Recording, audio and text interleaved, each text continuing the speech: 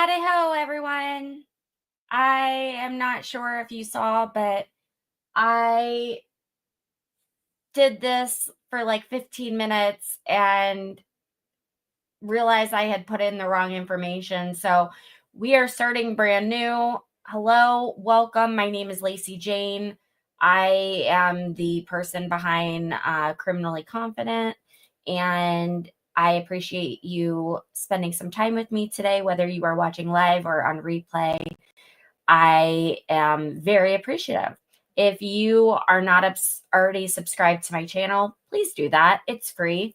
If you haven't done so already, please hit the like button. That really helps the algorithm and puts this in front of some people that may be interested in it and haven't discovered my channel yet.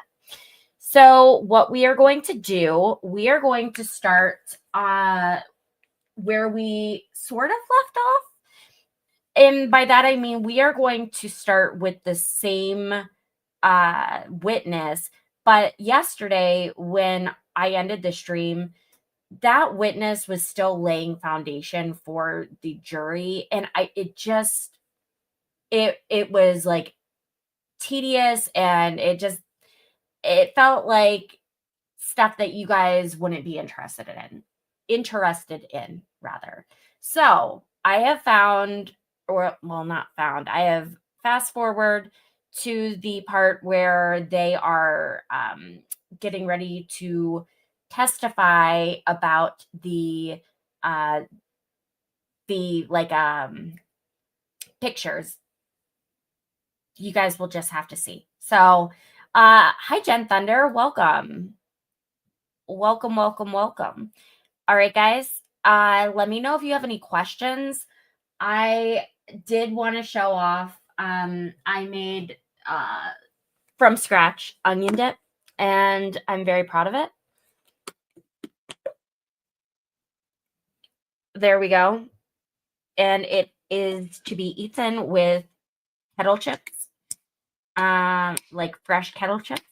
So I might snack on that a little bit later. And if you see me running out of the room at any point, my dog had a medical emergency today, so I have to tend to him, and he is extremely drugged up. So yeah. Thanks, Jen. It's delicious. It's same recipe as a place in Columbus, Ohio called Club 185. Don't know if you've heard of it. It's to die for. Super good. All right, guys. Let's get to it. If you have any questions, like I said, let me know. Riley's okay. I didn't mention that part. I'm sorry. I should have left off with that part. He's okay. He is gonna just have to take it super easy, not go up and down the stairs. So that's gonna be, one of those things. But I'd much rather do that than him not be okay, because he's my whole world. He's 14 years old. He's an old man. Okay, guys, let's go. Oh, please hit the subscribe and like buttons. Okay, love you. Bye.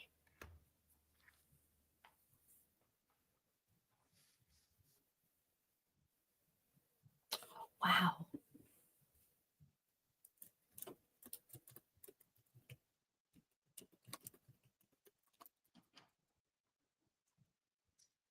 The record will show the presence of the jury, the defendant, and all counsel. You may proceed.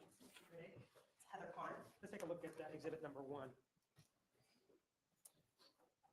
I believe the monitors are on.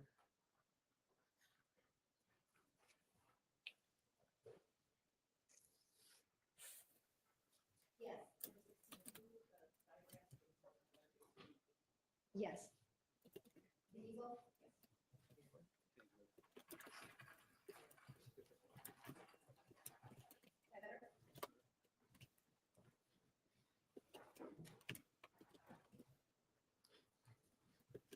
What are we looking at here? This is the front of the house. And the exposure of the house, what direction is towards my hand? This way? Thanks for stopping by. Okay, wouldn't it be that way, north, that way, rather than this way? Isn't this south? Let's continue looking at it, okay? Exhibit number 2. What is that? That is another view of the front of the house showing the front door, And it also shows a closer up of what? the vehicles that are parked in the garage and driveway. And how many are there? 3 total. And exhibit number 3. What are we looking at there? That is a photograph of the front door entry and the numbers of the residence. And what's the address of the residence? 11428 And what's the Huh. Queensboro.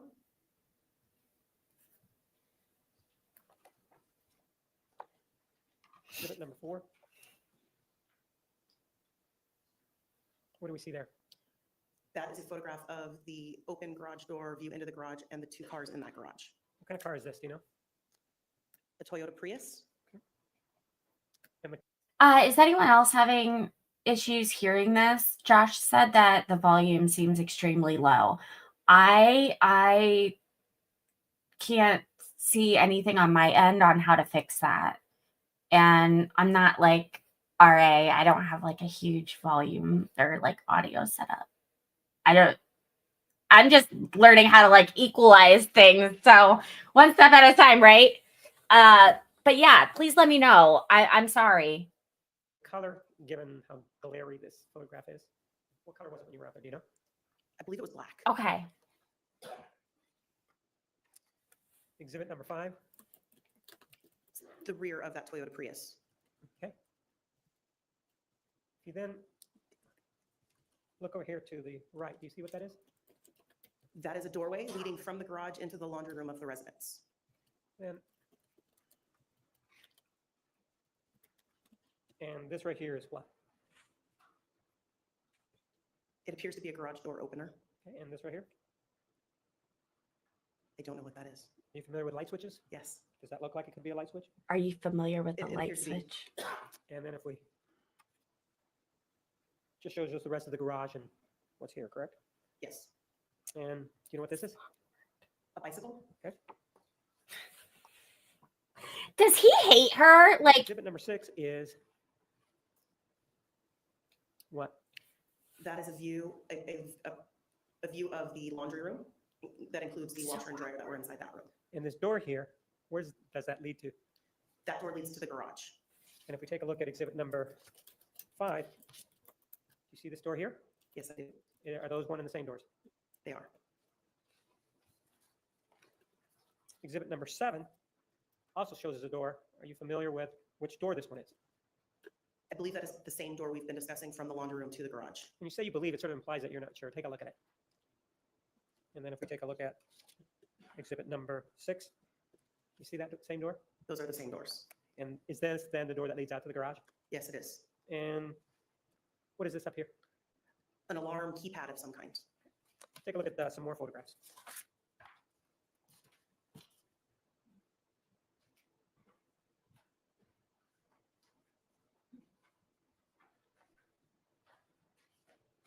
Take a look at exhibit 8 through 16.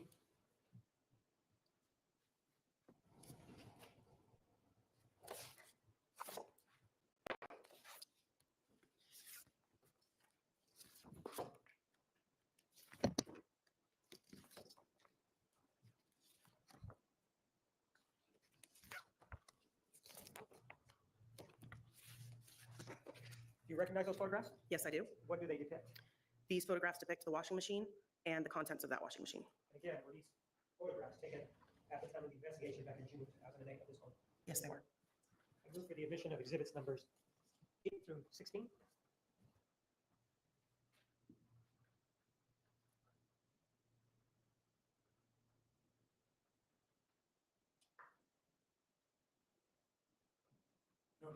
Exhibits 8 through 16 are admitted.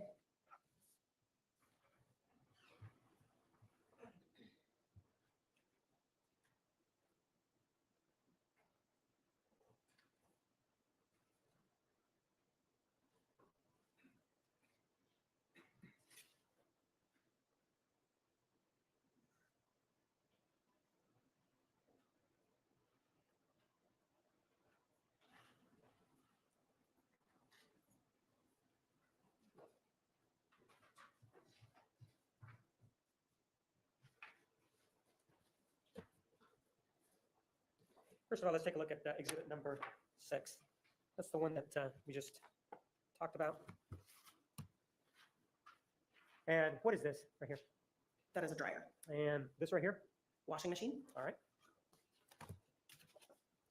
Exhibit number 8 shows us what? What are we looking at here? that is a reddish stain that was on top of the edge of the washing machine.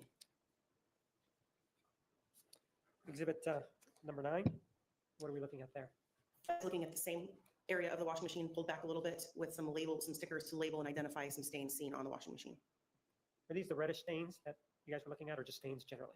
Reddish brown stains. There's a red number on there. You see that? I'm sorry, black. You see that? Yes. I thought in our previous discussion, we indicated that if it's something that you can't seize or that you take a swab from, that you actually would give it a letter. What's going on with these ones in black? These particular stains were labeled by a member of the biology unit so that presumptive testing could be performed. I wasn't involved in these labels. So in other words, these are labeled by somebody from the biology unit to see whether or not this was blood or something, right? Correct.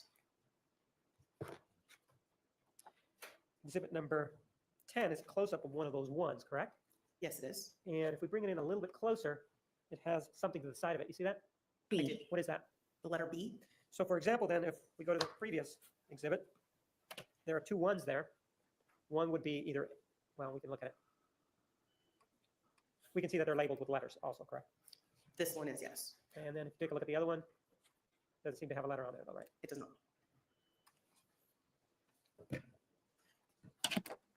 She's Exhibit gonna number 11, cry what over do we have? that. I'll give you a better view of that. What are we looking at there? That is a photograph into the washing machine when the lid was lifted during the entry photos. And there are some items in there, correct? Yes, there are. This is exhibit number 12. What are we looking at there? That's a digital camera that was found inside of the washing machine. And for the sake of completeness, is this the way the camera was at the time that you guys went into it and started taking photographs of it? Yes, it was. And you were there on what dates? June 10th, 11th, and 12th, and it ran into the 13th on the 12th. All right. Exhibit number 13. What are we seeing here? That is another photograph of the contents of the washing machine, now with those evidence placards that I discussed to identify items that were going to be collected. Right? 39 is what? 39 is all of the contents of the washing machine with the exception of the camera. So this is all the clothing articles, and 38 is the camera. That's correct. And exhibit number 14? Is that just a different view of how the items are placed in there? Yes, it is. In just looking at this, and you were there, and that's the reason why I'm asking, it doesn't seem like this is a full load, does it? It didn't appear to be full, no. Okay. Sewer. Exhibit number 15, what are we looking at? there? Him. Whoever. That is a photograph of the camera after it's been removed from the washing machine Weird and placed on butcher paper in question. order to take additional vantage viewpoints of that camera. And exhibit number 16 is what? The top view of the camera.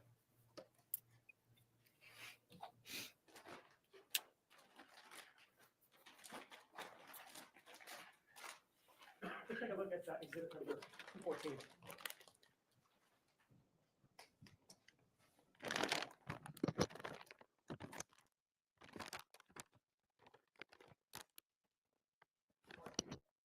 No, thank you. This is a Wow. digital camera. Hear all that. Digital camera that we see pictured in exhibit number 16.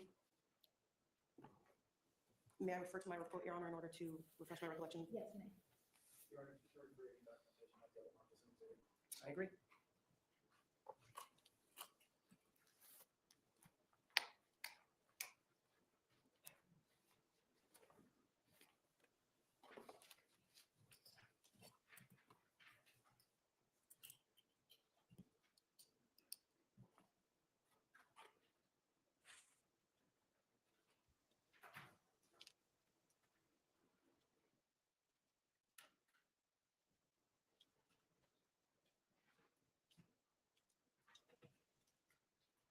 Yeah, take a look at exhibit 276 and see if that helps you out.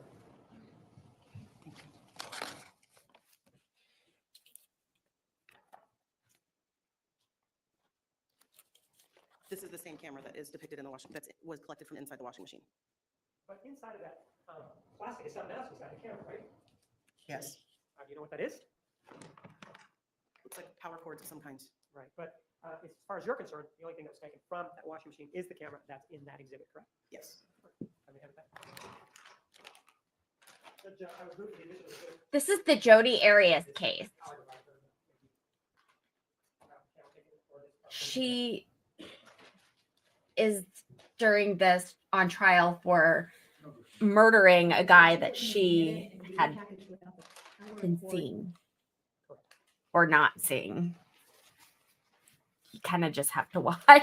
You know what number is it? Is there a SIM card attached to this thing? There was a memory card inside the washing machine that was also collected.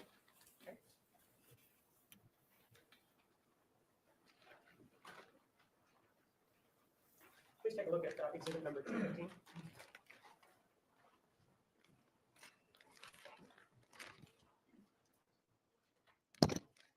Great. You recognize that? Thanks for being here. This is the memory card that was collected from inside the washing machine And the one that actually packaged it, I guess, correct? when it was originally in the envelope, yes. I move for the addition of exhibit 215.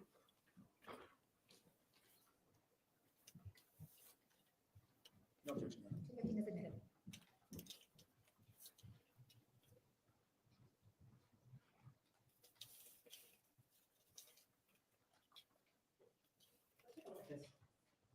Exhibit 215.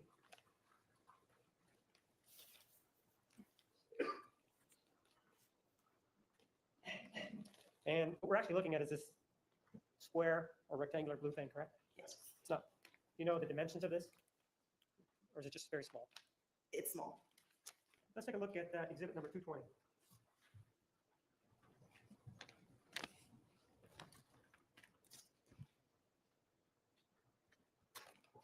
You recognize that?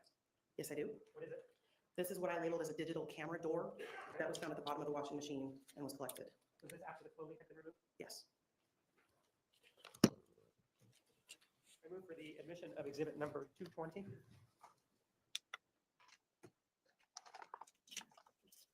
No objection, Your Honor. 220 is admitted. She has a lovely voice.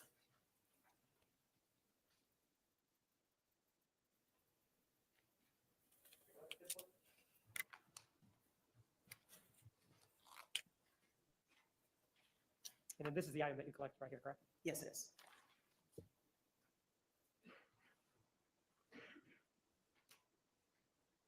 Let's take a look at exhibits.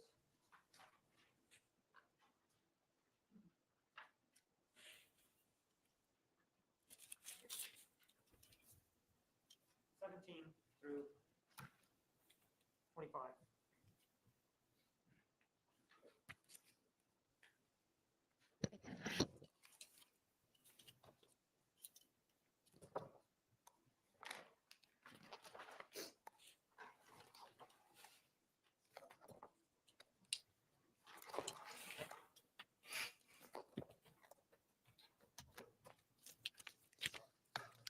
You recognize what's in the photograph? Yes, I do. What do they show? They show the items that were removed from the washing machine as item number 39 laid out. It also shows additional items of evidence that were identified to be collected with evidence placards and the contents of the dryer.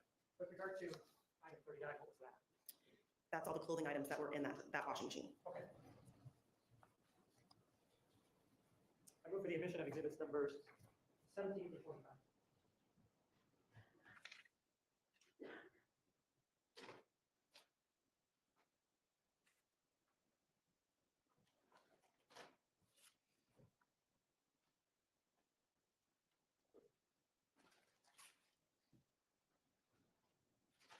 No objection, Your Honor. Exhibits 17 through 25 are admitted.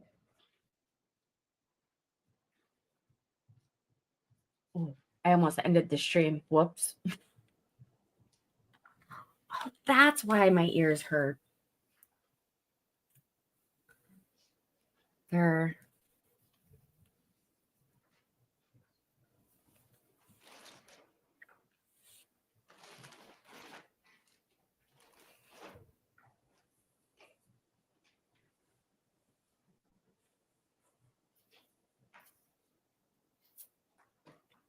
Go ahead and take a look at these. Exhibit number 17. You see the placard 39. What is this up here? It's a towel.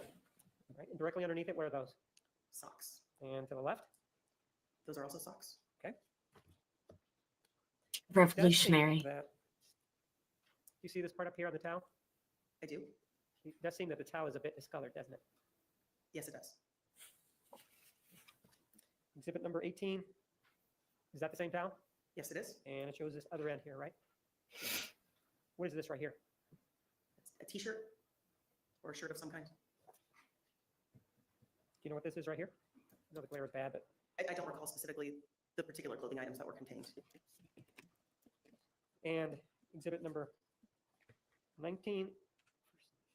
You know what these are right here? Underwear, And this, another shirt. and these right here. They appear to be shorts. Take a look at exhibit 216. You recognize this? Here. Heard that. They appear to be all those items in the photographs. Here,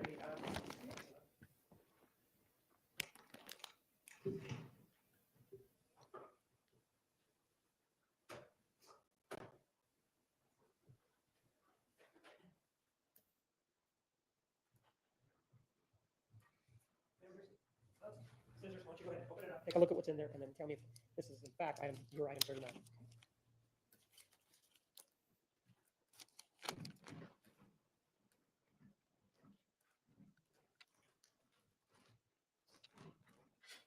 Oh, never mind. I was gonna ask Josh for something, but I found it. Found it all on my own. Yes, this is item 39. I go for the admission of exhibit 216. No objection. Exhibit 216 is admitted.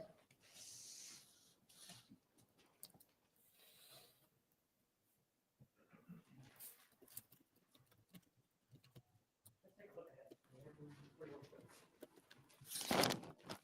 That's at the bottom. This has some spots on it, right? Yes, it does. Are you familiar with what bleach is? Yes, I am. What is bleach? It's a liquid that we use to clean clean various things. And do you know what bleach does to an item that has color to it? It will take that color out and cause spotting. With regard to the towel, is that consistent with bleach being added to the load? Objection, calls for speculation. You may answer yes or no, overruled. Yes. Take a look at the.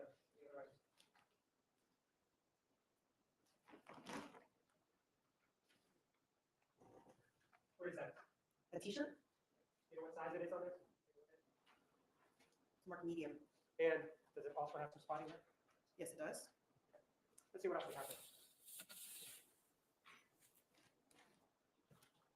Where was he shot? Those are the shorts or underwear. Yes. What else do we have? Though, oh, those are like Mormon underwear. What are those? Pair of shorts, Let's see what else we have in that thing.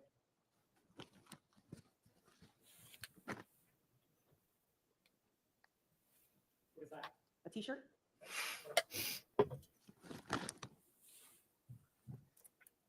Let's start with one sock. You have a blue sock in your left hand, right? yes. Okay, next.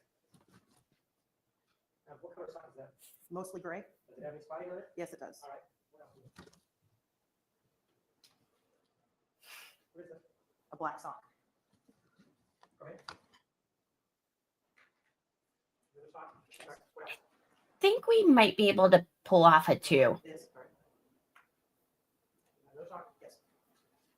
Okay. Another sock, And that's also another sock, right? yes, it is. Are those all the articles that go together? No, they're not. What else? What is that? This is a pair of pants, Are you familiar with the term sweatpants? yes. Would that be what that is? Yes. What size are they? They're marked men's large. Anything else in that bag? This guy is such a prick. And what is that? A t-shirt, And what's the size of that t-shirt? large. Sorry, have that. Have that. He's just not nice to her.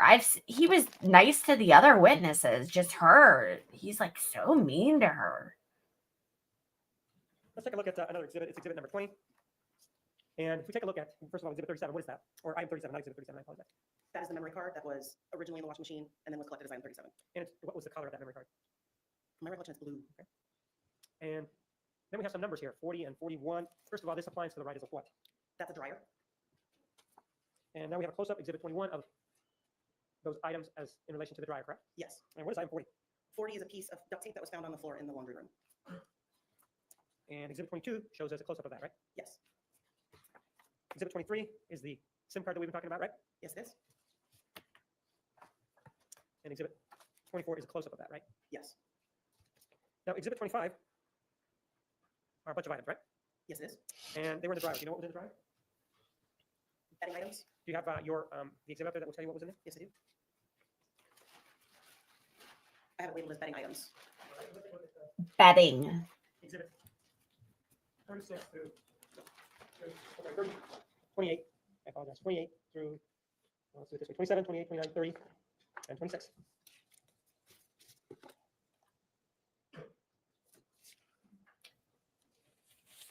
Let me pull this up.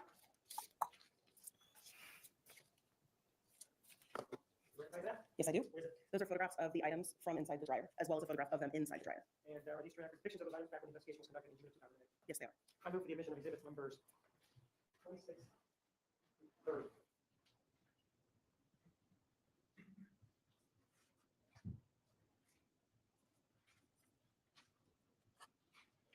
No objection. Exhibits 26 through 30 are admitted.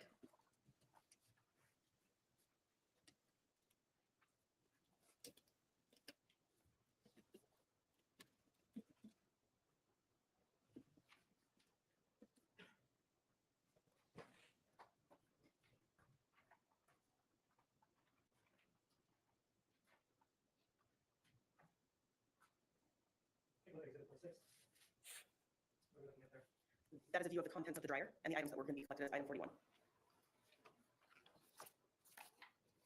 Exhibit number 27, what are we looking at here? That is a overall photograph of all of the contents of 40 of the dryer that were collected as 41 laid out, separated. And exhibit 28, what are we looking at here? A portion of the contents of the dryer.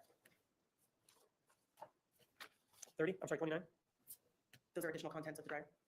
and finally number 30, what is that? That is also something removed from the dryer. Take a look at exhibit number 12.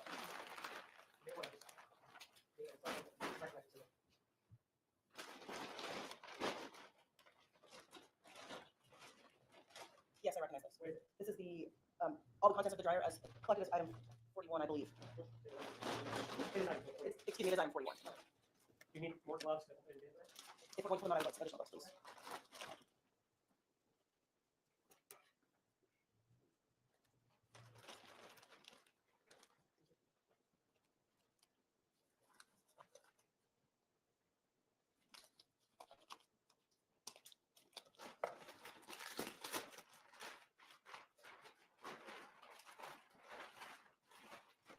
Would you like me to have this open entirely? Just enough so that I can pull the items out of the table.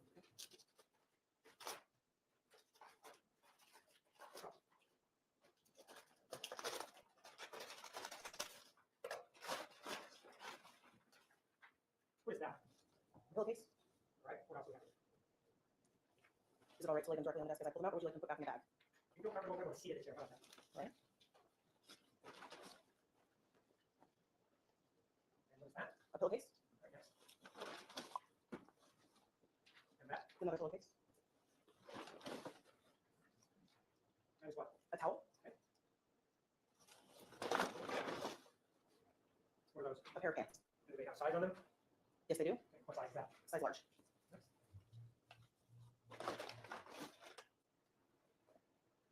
What is that? An additional pillowcase? And that? Okay. It's another pillowcase.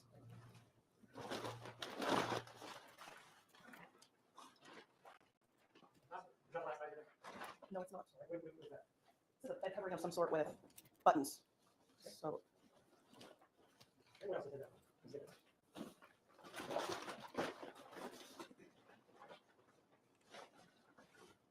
What is that? a fitted sheet? Anything else?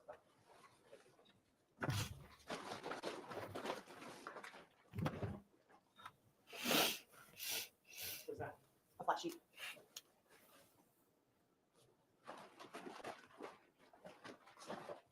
And that. Another pillowcase? And I think that's all that you have in front. Yes, it is. I think-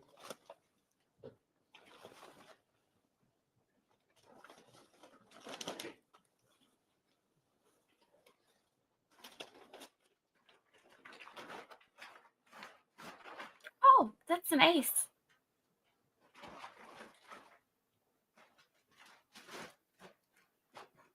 I'm in Ohio. It's really bright, but it's super cold and lots of snow on the ground. 31 through 46.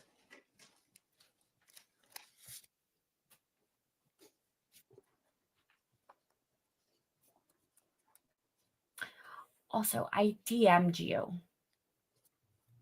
Just so you know.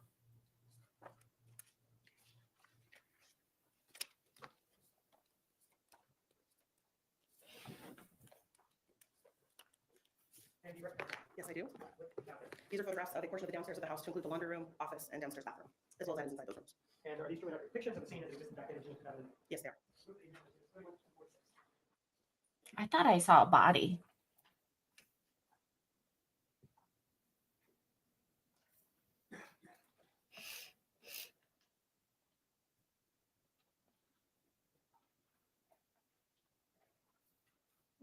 Exhibits 31 through 46 are admitted.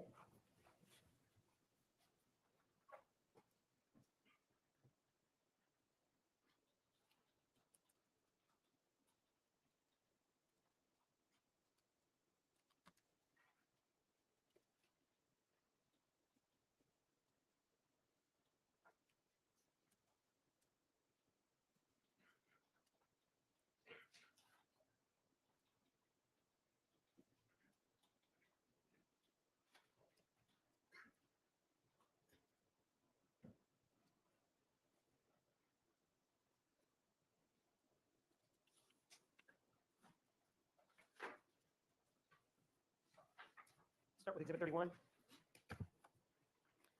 And what are we looking at here? That is another view of the laundry room from the vantage point of the doorway leading into the garage in the corner. What is this door here? Is this door leading to the garage, or is that the door leading somewhere else? That door leads into the house, further into the house. And exhibit 32, what is this? That is the view into the laundry room through that doorway that we just discussed. Where is the doorway leading to the garage in this photograph? If you were to enter through that doorway, it would be to your right. 33.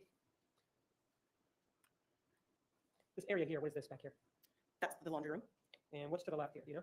There is a closet and a doorway leading to an office space, And to the right here, what's there? a bathroom. Do you know what this item is here? If you know. It looks like a punching apparatus of some kind.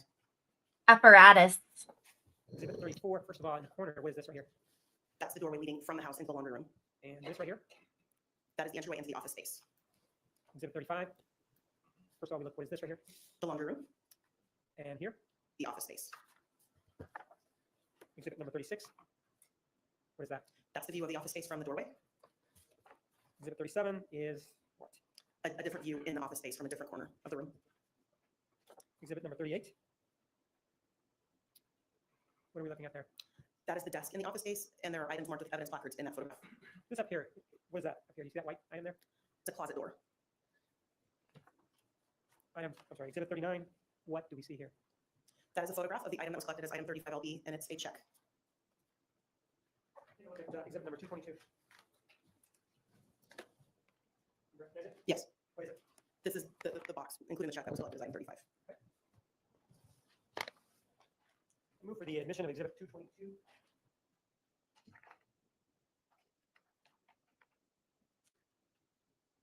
No objection. Exhibit 222 is admitted. Awesome. As you can see, it's a baby. Look at that.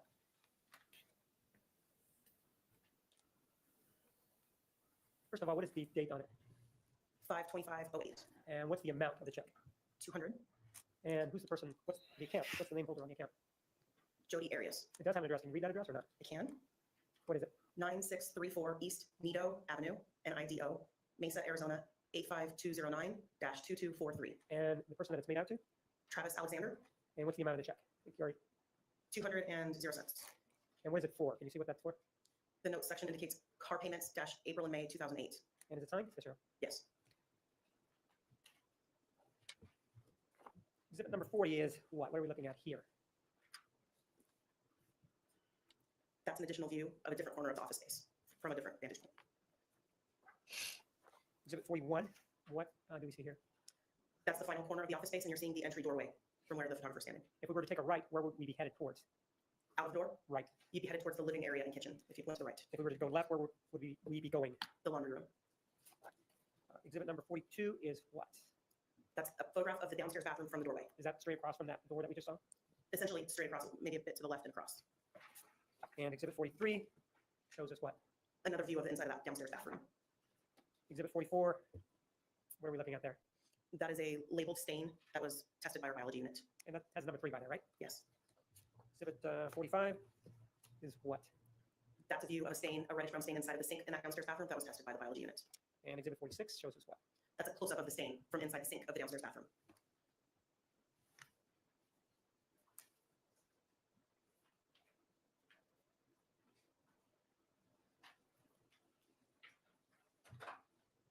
Let's take a look at exhibits 47 through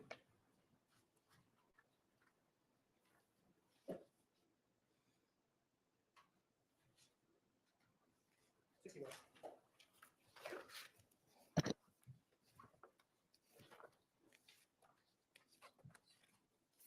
Definitely not having an issue going at 2 times speed.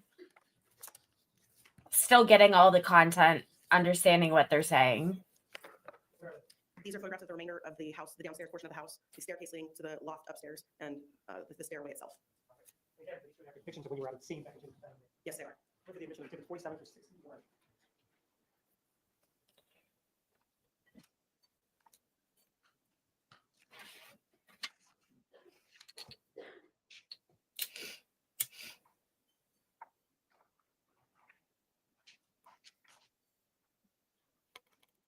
No objection, Your Honor. Exhibits 47 through 61 are admitted.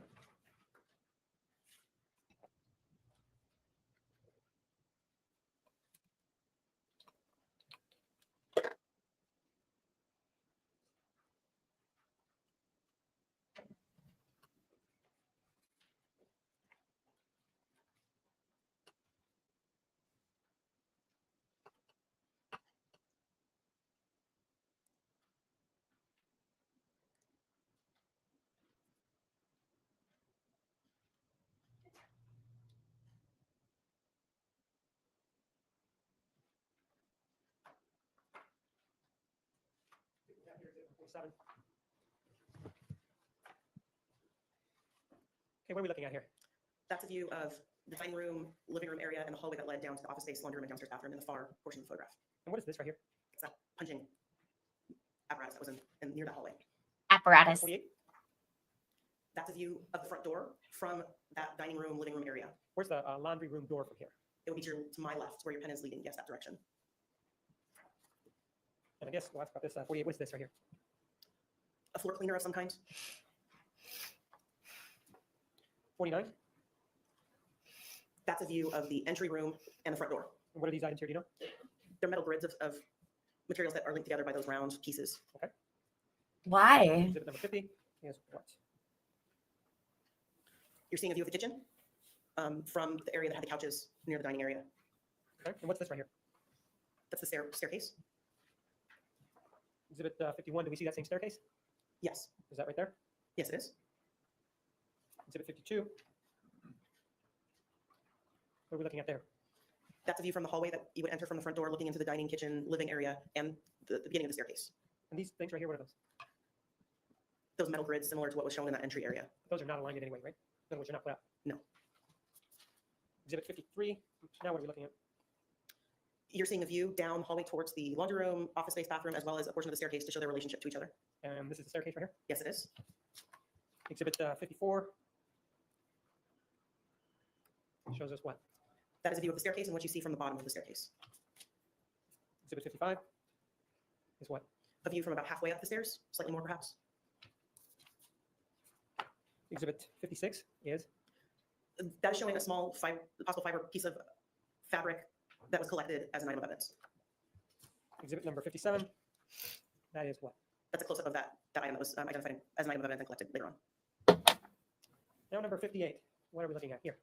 That is a view from a corner of the loft that is at the top of the staircase. It's showing the area where the staircase ends and the entry into the master bedroom. And is this the master bedroom? Yes. Exhibit number 59, That is showing a black bag that was identified as an item of evidence to be collected in the loft. familiar with exhibit number 231?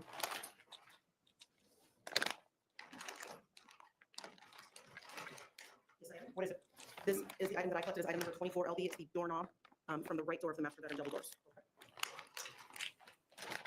I move for the addition of exhibit number 231. Any objection? None, Your Honor. The item is admitted.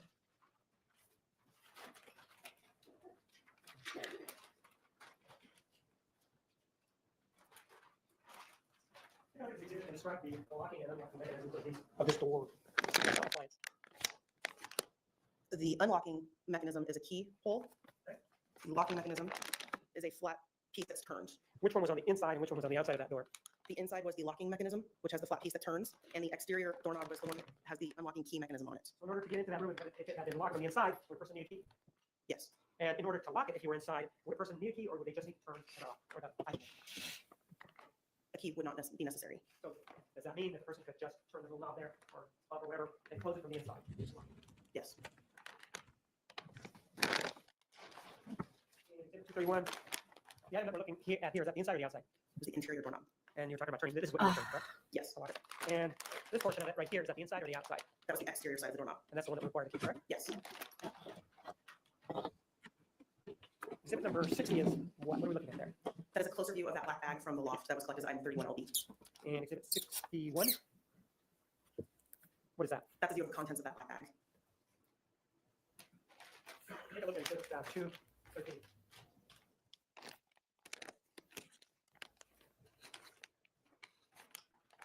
Do you recognize it? Yes, I do. What is it?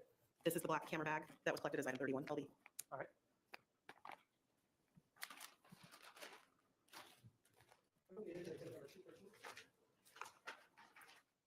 No objection. 213 is admitted.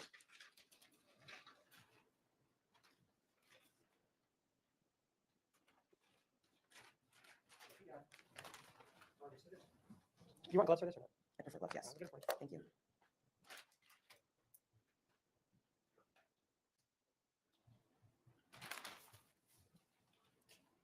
Thank you,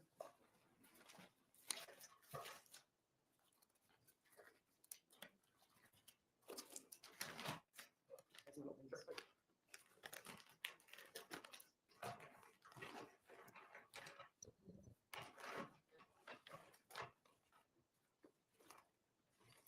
Yeah, open it up. Where's it? Okay, sorry. Just a strap. A lens attachment of some kind. That appears to be everything. All right.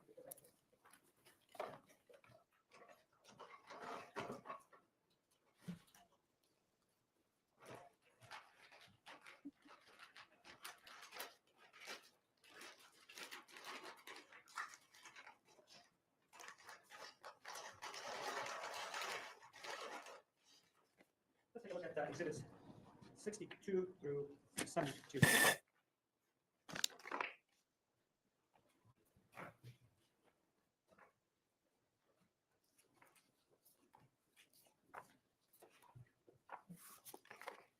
You recognize those? Yes, I do. Where are they? These are photographs of the entry into the master bedroom itself, the master bedroom closet, and a portion of the bathroom in the master bedroom.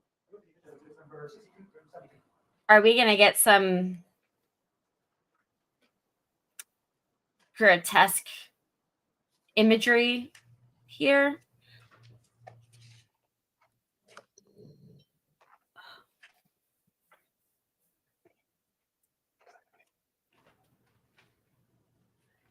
Council exhibits 63, 64, and 68 have already been admitted. Yes, sir. No objections to those photos previously not admitted being admitted. All right, 62 through 72 will be admitted.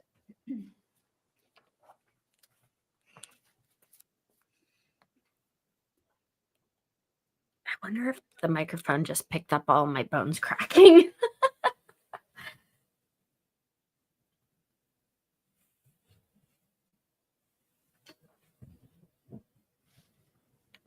Let's take a look at photograph just 62. And what are we looking at here? That is the view into the master bedroom from the doorway. And we've taken a look at the lock or the door handle, haven't we, before? Yes, we have. Exhibit number 65 shows us what? A view of the bedroom, the master bedroom, Specifically what? the bed, and one of the sides of the bedroom. In this one, we see that the bedding, if you will, is crumpled up on the bed. Do you see that? Yes, I do. Is that the way the bed was found when you were there? That was how it appeared when I was there, yes. 66 shows us what? That's another view of the bed from the opposite side and more of the bedroom itself. And what is this right here? That is a doorway leading, one of the doorways in the master bedroom closet. So where does it lead to? Is there more than 2 doors from the bedroom going into the bedroom closet? No, that's the doorway from the bedroom to the closet. All right. Exhibit 67, what are we looking at there? That is a view from inside the master bedroom of that doorway from the bedroom to the closet, the entryway to the hallway that leads down to the bathroom, and the door into the master bedroom. Exhibit 69 shows us what? That is a view of the interior of the master bedroom closet from that doorway from the bedroom into the closet. And what is this right here? That is a doorway leading from the master bedroom closet into the master bathroom. While you were there, did you notice whether or not there was any blood in this area here in the master bedroom closet? I did not see any blood in that area or blood staining. And if it had been there and marked, would you have photographed it? What was the objection? It's outside your scope. Overruled. You may answer. Can you please repeat the If question? there was a stain that was marked there, would you have photographed it? Yes, And were you the person that actually looked for these stains or not? I was not. But you would have photographed anything that was marked there, correct? Yes. Sorry, Number 70? guys. What do we see here? That's a deeper view into the closet from that same vantage point, showing some of the contents. And this right here? That is the doorway leading into the master bathroom from the closet. And if we look down here, what's this area here? Carpeting inside the closet, Okay, and this right here? that's tile in the bathroom. Exhibit 71, if we start at the top, what are we looking at here? That is a view into the master bathroom from the doorway in the closet leading into the bathroom. And this right here is what? Oops. Carpeting, And right here? tile, And then if we go back here, what is this area here? the vanity and sinks from within the master bathroom. And this right here, what is that?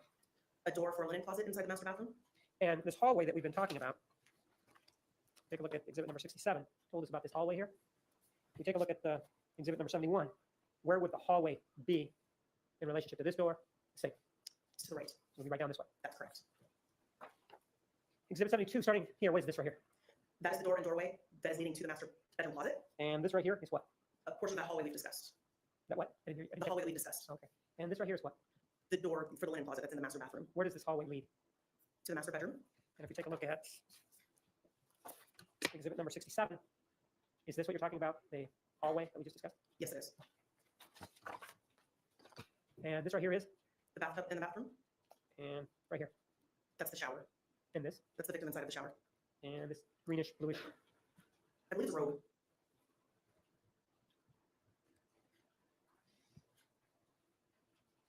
I don't buy it. Her being the it. Take a look at exhibit 76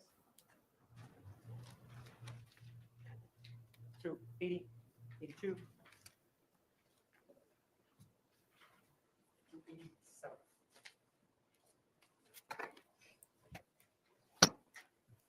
I started taking a hair supplement and just realized I forgot to take it today. So if you see me taking a pill right now, Where are they? These are photographs of the victim, additional photographs of the bathroom, and some items from inside the bathroom. And again, Oh. they existed back in June of 2008. Yes. put it. With the addition of exhibit 77 through 82 through 87. There it is.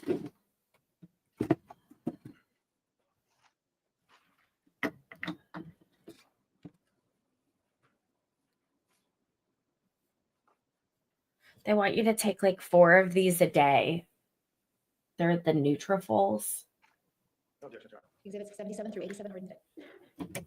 I'm just starting with one.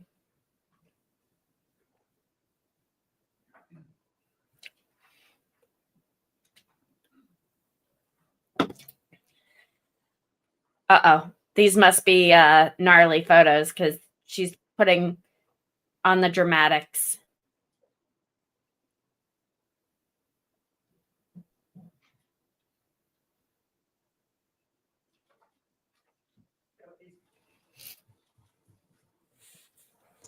Exhibit number 76. What are we looking at there? That's a photograph of the victim inside of the shower and a plastic cup that was found in the shower with the victim. Was he drinking? 30. Yes, I do. What is it? This is that plastic cup from inside the shower. It looks kind of black or dark. Is that mold or what is that? This item was Pardon processed in me. the laboratory for mating tricks. And you indicated that there was a couple of processes that could be used, one of them being powder and the other one being crystal white, correct? Those were types of processing into a scene. Right. Yes. And this one, powder is used, right? This item was brought back to the laboratory and was processed with a variety of different things. And what is also taken? Let me refer to my reports.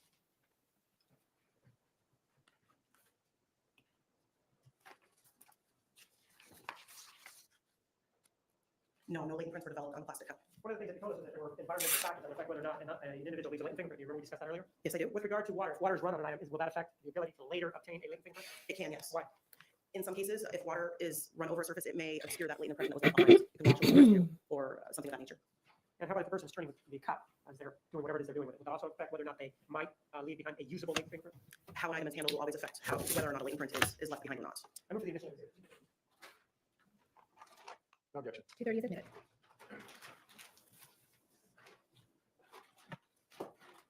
I wonder what she's looking like now.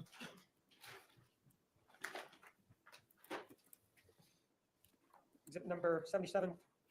What are we looking at? It's a lower view of the victim inside of the shower stall. And what is this right here?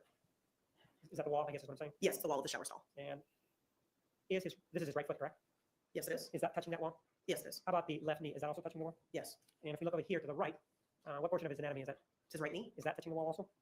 It looks like it is. I don't know specifically if it is or not. If we go back to exhibit number 76, his head, correct? Yes, it is. Is that up against the portion of the shower there? Yes, it is. Now, exhibit 78, we're starting to see, first of all, the victim's body here, correct? That is the victim inside the shower stall, yes. And 2, 3, and 4, what are we looking at there? Those were some hair and fiber-like materials that were found around the shower stall that were designated to be collected as items of evidence. And exhibit number 79, we're also looking at this area here, right? She was actually just indicating the hairs that you see here on the floor. Right. But you can see the red staining in this photograph. And this is, what is this, the trim right here?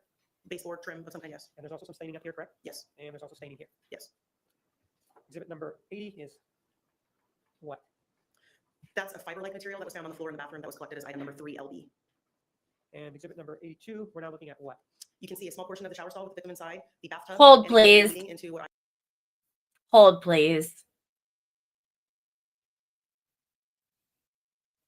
Share this tab instead.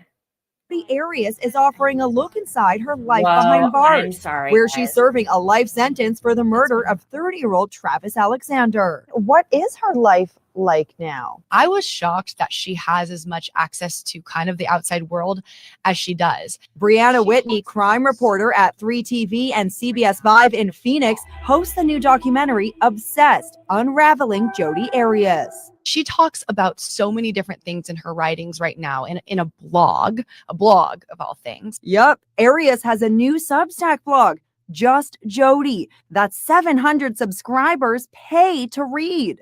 In her post, she reveals that she works in the prison library and is one hell of a baker. She also paints and maintains a website where her work can be purchased. It's true. Her artwork, like this self-portrait, is available for sale.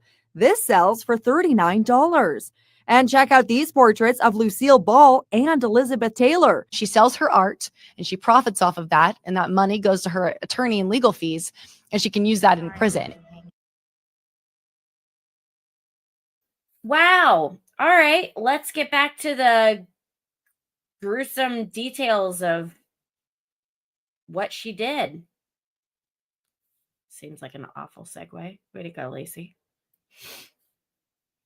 I call the toilet room. The toilet's contained in that room. There's a door, and then a portion of the bathroom to the right side of the photograph. What's this right here? It's a towel. Take a look at exhibit number 28. See if you recognize it.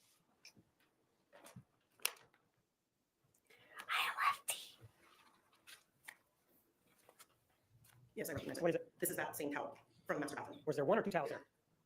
I believe there's only one. When you say you believe, it means Wait, you're not sure. hold on. Go ahead and take a look at it. Lefty, are you aware, or do you have any idea why the prosecutor was so mean to her throughout this trial? Like, I would be fascinated to know what in the hell she did to make the prosecutor be such a dick to her, because they're on the same side. I'm very confused. But I started off the stream today, and within the first minute, he was showing her a photo, and he was like, "Do you know what this is?" She was like, "A light switch. Have you ever seen one of these before?" Fucking excuse you? Shit. Make sure. Okay. Mean to the forensic girl. It's 3 o'clock. It's my bewitching hour. Lefty knows this. If you're new here, Single towel. don't you hold it up for us? What's the exhibit number? Please? It's the green tag. Time for drugs. Move for the emissions exhibit 28. Blowies. 228 is admitted. Take a look at the label there on there. See what it says. It says Bianca, Bianca concept by Mundo Textile, MUNDOTEXTIL, all one word.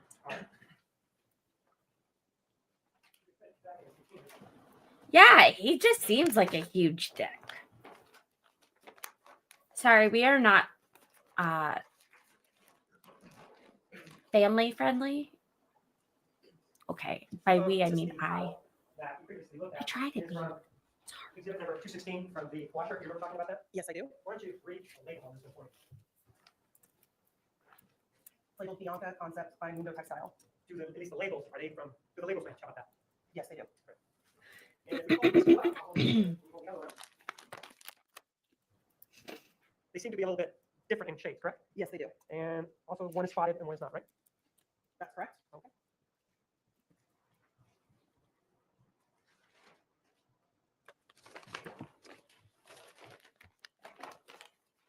Ah,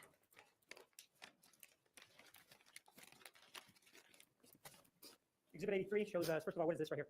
That's the victim inside the shower stall. And this is the bathrobe. and this right here. Some staining or some material that was seen on the wall by the shower stall. Exhibit number 84, we're looking at what? That is a view of the bathtub inside the master bathroom. And this room was what again? I call it the toilet room. It's the room that contained the toilet in the bathroom. And what is this right here? That is red staining, reddish brown staining that was seen on the wall And or door jam. I may have to show you the photograph because of the glare on this one. You know what this is down here? You want to bring the photograph up there. That's a bath mat.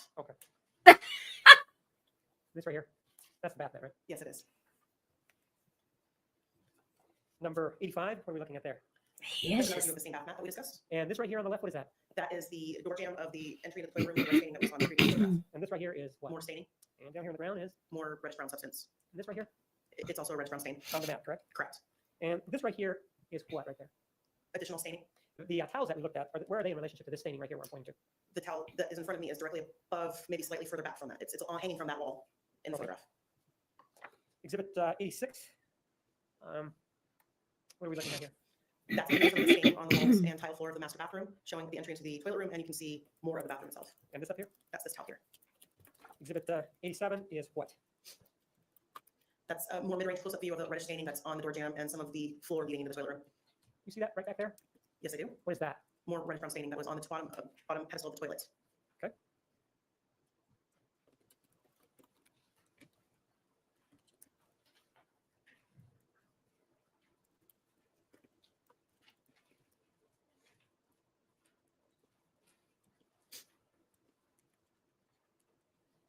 I'll show you exhibits 88 through 116. Here's take a look at those.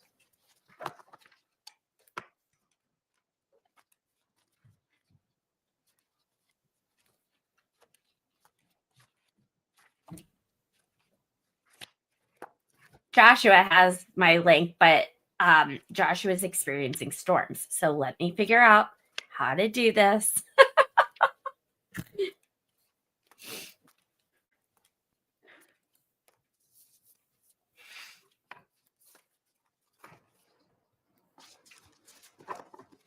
You recognize what's in these photographs? Yes, I do. What do they show? Those are photographs of the master bathroom, including staining, shows the sink area and the interior of the linen closet that's also in the bathroom. Are they true depictions of the scene when you worked on it back in June of 2008? Yes, they are. Look at the additions, exhibits 88 through 116. Hopefully you guys don't hear that. My phone's ringing. Sorry.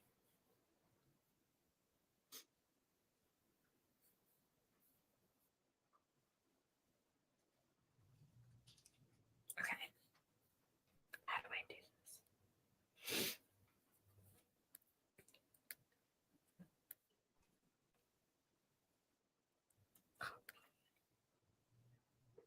Objection, Your Honor. Exhibits 88 through 116 are admitted.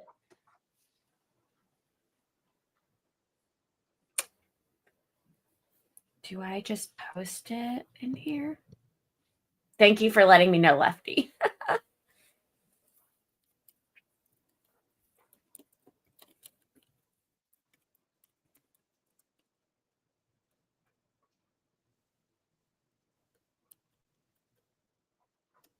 Let me know if that works on your end, please.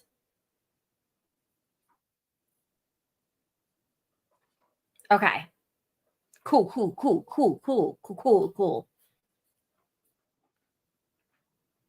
I can tell my Adderall's starting to wear off. Start with 88, and we are looking at what here? That's a view of the toilet inside of the room, the toilet room. 89, we're looking at what now? That's showing the reddish staining that's on the pedestal of that. And that would be right there. Yes, it is. Number 90 is what? A closer view of those stains. And these are it right here, correct? Yes, they are. 91 is, what is this here? This is showing staining on both the tile floor and the wall. You can see the entry to the toilet room on the left side of the photograph, and that's the wall that would be along the side of the toilet room that we see in other photographs. And this is this the wall where the towel is? Yes, And this is the staining that you're talking about? yes, that's correct. And is this also a stain here on the left? Yes, it is. 92, if we go to the upper right, what do we see up here? That's this towel. And Point. 93 is what? That is a view of the corners of the bathroom from around the area where the shower stall would be, from that direction to the corner of the bathroom. And what is this right here? The sinks within the bathroom. 94 shows us what? Some of the floor in that master bathroom, the wall. Oh no. Sorry. 107 is what? That's a photograph of the staining on the sink from a different viewpoint That- to the corner of the bathroom. There we What is go. this right here? The sinks within the bathroom. 94 shows us what? There. Some of the floor in that master bathroom, the walls, the reddish staining, and 2 scales that were inside that bathroom. Fairly certain my mom still has that. That is a mid-range photograph of That scale. placard number 15, because that item was collected as 15 LB by me. And number 96? That depicts the scale and also what was beyond the vanity in the bathroom containing the sink. So you can see a trash can and some staining near that scale. And is this staining here too or not? I don't know. 97 is what? That is a view of the vanity and sinks in the master bathroom.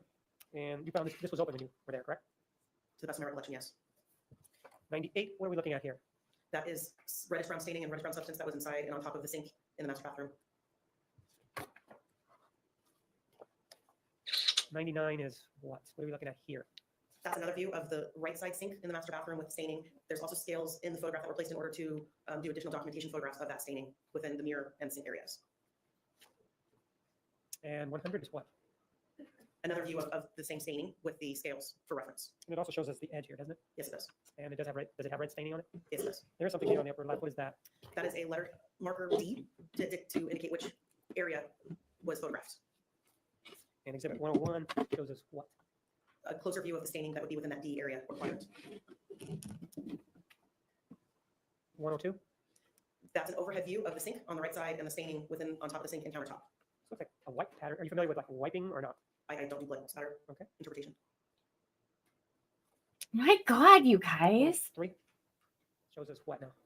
A closer view of some of the staining on the sink. That's actually inside the sink with the outlet valve there, right? That's correct. It was both inside the sink and on top of the sink. 104? What are we looking at there? That's another overhead view of the staining on the sink and the vanity top with some scales and letter and number designators. This bottle that's here, do you see whether or not it has any staining on it? Can you tell? I see staining around it. I'm not sure if there's any on the bottom. Take a look at exhibit 104. It appears that there's staining on the bottom, yes. The bottle's not knocked over, right? No, it's not. And 105, we're looking at these patterns, whatever they may be, on a different portion of the sink, right? Yes. In terms of coloring, these on the left look a lot darker than the ones on the right, correct? Yes, they do. 106 now, over to more to the right. Let me see that staining there, correct? Yes. 107 is what? That's a photograph of the staining on the sink from a different viewpoint. It shows the edge of the sink and some of the spatter inside of the sink running down. Right here. Yes. 108 is? That is a photograph of the staining that I designated D1. That area was swabbed and collected as a sample. And 109, what is this right here? That is the linen closet or closet within the master bathroom. And this right here? See this right here? That's red staining substance that's on the tile in the bathroom. I want you to look at this box, and there you go. You see that box there? I'm trying to get this to work for you guys. Right here, on the bottom. That box. Okay, Yes, I for I me. know we can look at it. You were there. Can you do any better than what our eyes are looking at? It was a light gradient of red staining running up the box. What appeared to be running up the box. And in front of it is this red, larger stain. Yes. And were these also stains here? Yes, they are. And while I have this of course is, what's this white thing here? That's the door to that closet Right. in the master bathroom. You know what this is right here? Yes, I do. I'm going to bring it in a little bit. What is that? That is a cartridge casing that was found on the floor in the master bathroom. And did you seize that? Yes, I did. I just don't get shooting if you just What do you think I'll look at? slit his throat. It seems like overkill.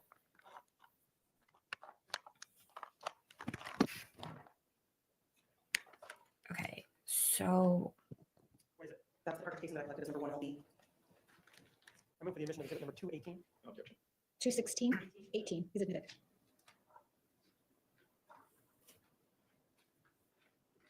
When you packaged it, did you notice the caliber of it? Write down the caliber of it or no? I documented what was written on the head stamp of the cartridge casing, yes. And what was written on the head stamp of this cartridge casing? WIN 25 Auto. Do you know what WIN stands for? It may not be your area. It's not my area. You know what the 25 stands for? I believe it's caliber, but I don't work in That's not your firearms. area. Okay. Let's look a little bit at a wider view of this. That's the casing. And then we look at this area here, which pan out a little bit more. And gotta what is this right figure here? this out. That's the cartridge casing. And this up here is The right side sink. exhibit number 110, shows us what? That's a closer view of the cartridge casing on the bathroom floor. And it also shows us that there's what? You see this right up here? There's red staining and red substance all over the floor as well. And exhibit 111 shows us, A closer view of the cartridge casing. and this right here is just some red staining, correct? Yes.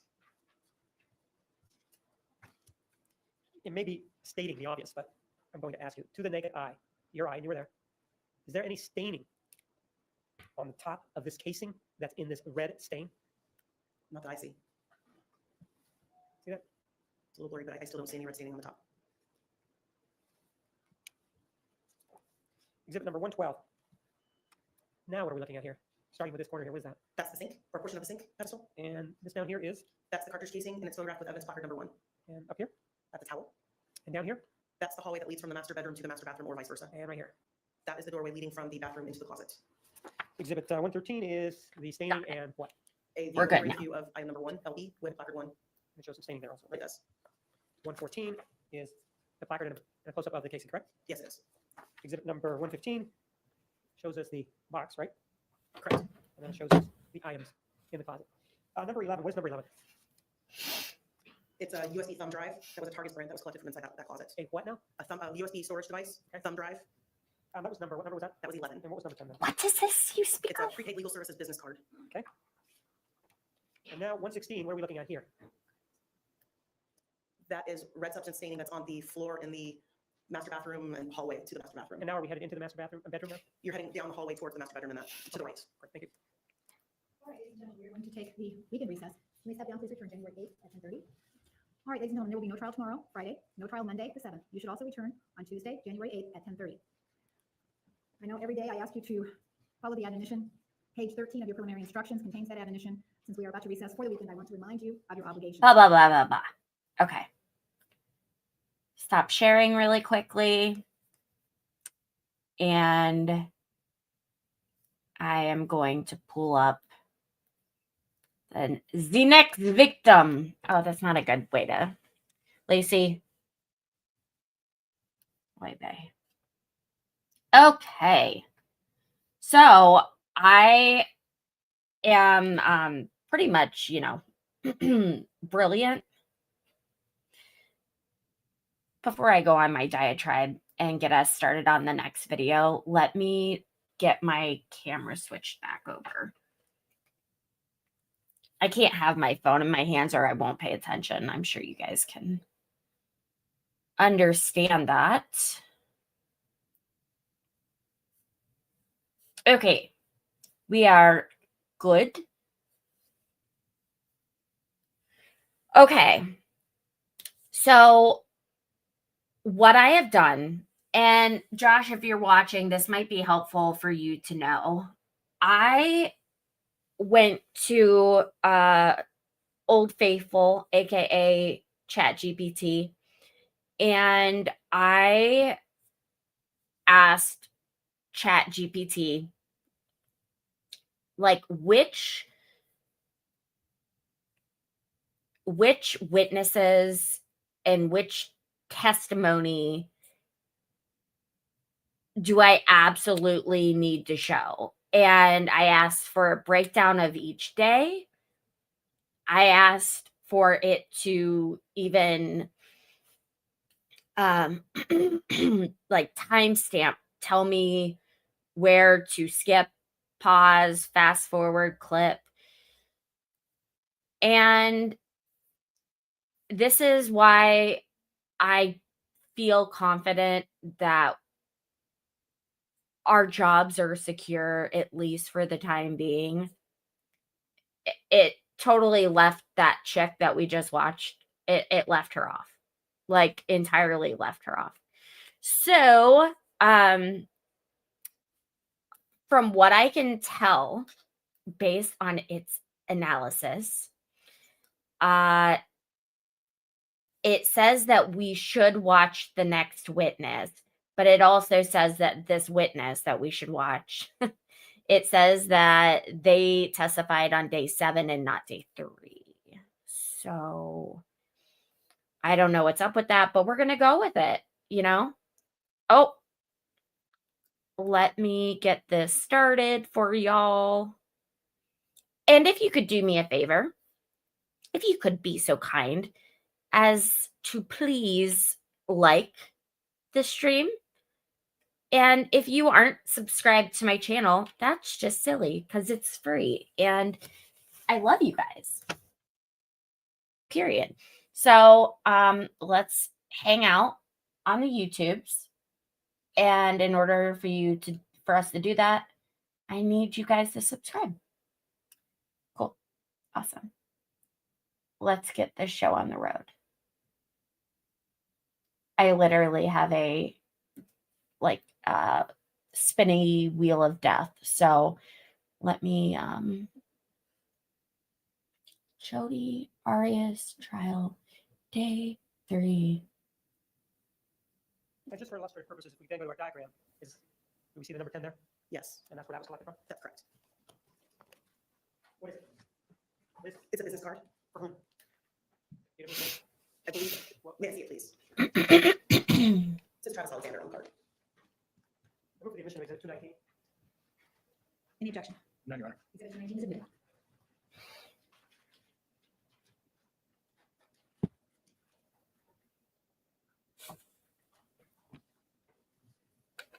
Take a look at exhibit 219. Basically, that's what the card looks What's like. Right? that? Yes. And I'm going to show you some of the photographs. These are exhibits 117 through 140. Take a look at them.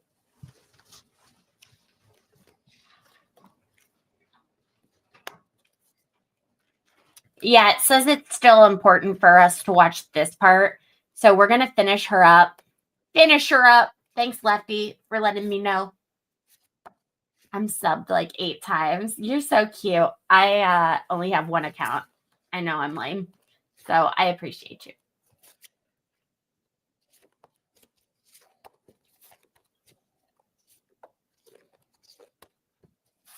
You recognize them? Yes, I do. Where are they on? These are photographs of the hallway that is between the master bedroom and bathroom, as well as photos from inside the master bedroom and bathroom, and items and the overall appearance of those areas. If we take a look at exhibit number 249, is the area that we're talking about this hallway here? Is that what we're talking about? That's correct. And were these taken back during the investigation in June of 2008? Yes, they were. Move the addition of exhibits 117 through 140.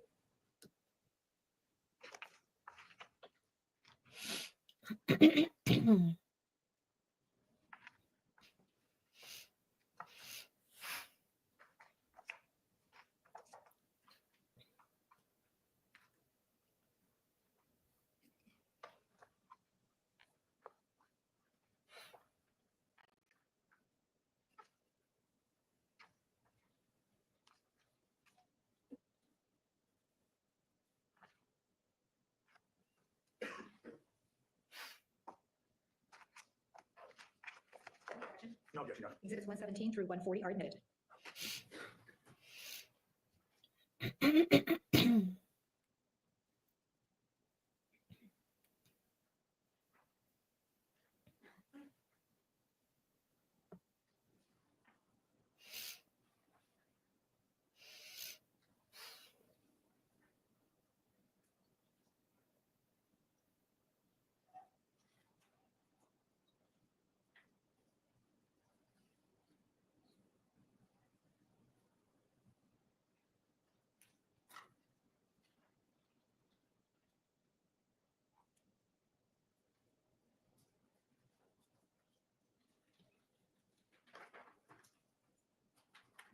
Now let's take a look at exhibit 117. What are we looking at here? That is red staining on the tile floor in the bathroom. All right, where specifically in the bathroom are we talking about here? From this view, it appears to be close to the closet that was in the bathroom. If we then take a look at exhibit 118, does that show you where that spot is? Yes, it does. All right, so let's go back to 117. Where is this spot if you look at our diagram? That would be where the swinging door is, Right here? in that region, yes. And this right here is what? That's the door for that closet. So where were you, how were you taking this photograph? Okay. Or how was this It's a bird's eye view of that region, of that staining. and right here is what? Do you know what that is right there? That's the cardboard box that was inside of the closet. Exhibit 118. What do we have here? You see a portion of that same staining area, and you see a better view of the cardboard box from inside the closet in the master bathroom. And what is this right here? Do you know what that is? Did you know that, or do you have any idea what that is? In the photographs, it appears to be red substance of some kind. Let's take a look at exhibit number 119. Do you see this stain here? Yes, I do. If we go back to exhibit number 118, do we see that same stain? You see a portion of that same stain, yes. Where? In the lower right region. So now what are we looking at? This is a view of the tile floor in the bathroom and heading towards the hallway, as well as evidence placards marking items 5 through 7 that were to be collected. And if we say this is 5, what number is this one? That would be 6. And this one is where number 7 is, right? That's correct. There are also some placards further up here, correct? I do see those now, yes. Where does this room lead into right here? That is the master bedroom closet, And what is this down here? the master bathroom, or excuse me, bedroom. And if we're looking at it this way, where is the body? Would be, from this vantage point, would be to your right. It would be this way, correct? Yes. That's number 119. And the vantage point is from here this way, correct? Yes, that's correct. And to get this issue of the placards taken care of, you said this was the 5, this was 6, and this was 7, correct? Yes. Just sort of to see if we can follow. What is 5? What do you represent 5 is? May I see the report that was submitted Sure. last Thursday?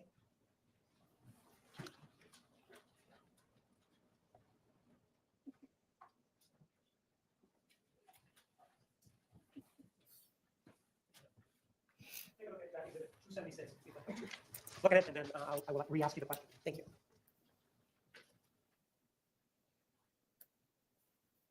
Okay, what's number 5? Possible hairs and or fibers that were collected from inside the bathroom. And number 6? Is a possible hair. And number 7? Is also possible fibers or hair. Let's take a look at exhibit number 7. I'm sorry, 1 more. What are we seeing here? It's more of a mid-range view of the tile floor in that hallway and the items marked as 5, 6, and 7. And then we also see, what is this? This staining here that we have here? Yes, there was quite a bit of staining visible in this photograph. 121 shows us what? A closer view of the items that were collected as number 5 LB. And what is this area here? That's the carpeting inside of the closet. And without, well, what is this right here? What is this called? I would call from personal experience a baseboard. All right. 122, what are we looking at there? That is a possible shoe impression that was found on the tile floor in the bathroom. And what number is that? You marked? It was labeled impression number 1 when it was photographed with scale. And if we take a look at this diagram, you know where it was found? Yes. Go ahead. It is, you see a bubble that says shoe impression in an oval with an arrow pointing to where it was somewhat between 5 and 6. You said that it was labeled number 1, right? It was. Well, if I go down here to this diagram, which is exhibit 249, see this right there? I do. Isn't that a number 1 already? It is. And what is number 1 here? That was item number 1 LB. That was a cartridge casing. Okay, so how do you differentiate so that we can keep them straight? Some items that are not able to be collected will be labeled with a letter, some with a number, and some may be labeled with a combination of the two. In this case, latent impressions, finger and palm impressions were labeled with letters. The shoe impression was labeled impression number 1. It was just a manner for us to keep track of what was being photographed. I understand that. How do we know that number 1 is the same as cartridge casing? How do you keep track of that? Do the photographs assist you in that? Is that how that's done? Photographs and report, correct. How do you do your job? Exhibit number 123, what are we looking at here? I'm suspicious. That is a close-up view of a portion of the possible hair that was collected as item number 6 LB. Is this the hair that we're talking about? Possible. That's a portion of it, yes. Exhibit 124 shows us what? The placard has been moved to show Active more of that hair listening, along man. the floor, or possible hair. Exhibit 125. What do we see here?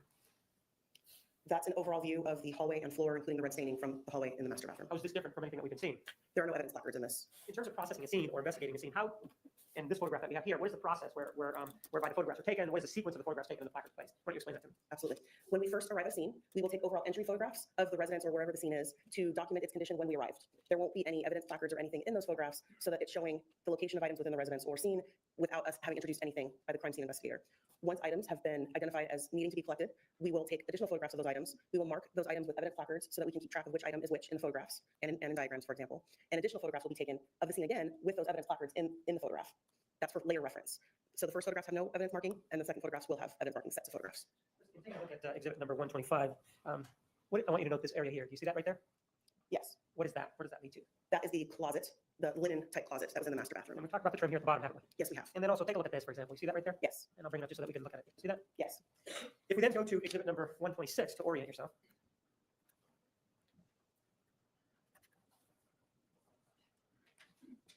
Do you see this right here? Yes, I do. And this right here? Yes. Looking at those, what area are we looking at there? That is a portion of the west wall near the bottom of the wall in the bathroom, near the linen closet. And in looking at this, these do appear to be a little bit more red or brown or dark than this over here. Do you see that? I see that, yes. Is that a function of the camera or is that how they work? These were as the scene appeared when we took the photograph, We're when the saying- photographs were taken. Right, I understand that, but is this because of the photo of the camera, or is it true that this was darker than this when you were out? I'm asking from your personal observation. I'm asking Sir. from your personal observations. There were differences in the color, yes. And exhibit 127.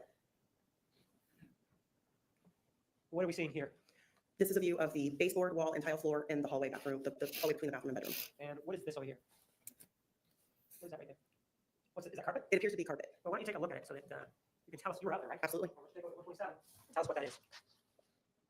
That is the carpet in the, Objection as a foundation. She hasn't testified to testing any of this. Well, ask another question. What is this right over here? that's the carpet in the master bedroom. And again, is this a true and accurate depiction of this area and whatever marks are there as it existed back then? Yes, it is. He just seems to like be extra mean to Exhibit her. 128. I don't know. What is this up here? That is the door leading to the linen closet in that hall, in that bathroom. And this right here is what? What direction? Is this east or west? That's the west wall. And this right here is, Red staining on the carpet in the master bedroom. it is the master bedroom, then, correct? That is correct. If that's the west wall, what wall is this right here? The east wall. To get to the body from this area here, where would a person have to go, starting here to get to the body? You would walk forward to the area near the linen closet and look to your left. And if we look at exhibit number 249, because the directional is up here is north, how would they be able to walk? You would walk south and then to the east. Looking at this diagram, I'm going to bring it in pretty close so that way. And if you need to, I'll bring it up to you. From, what is that number there? Do you know, can you read that there or not? It's trying to focus it. 11 foot 4 inches is what I can see. And over here on the right is what? 12 feet 6 inches.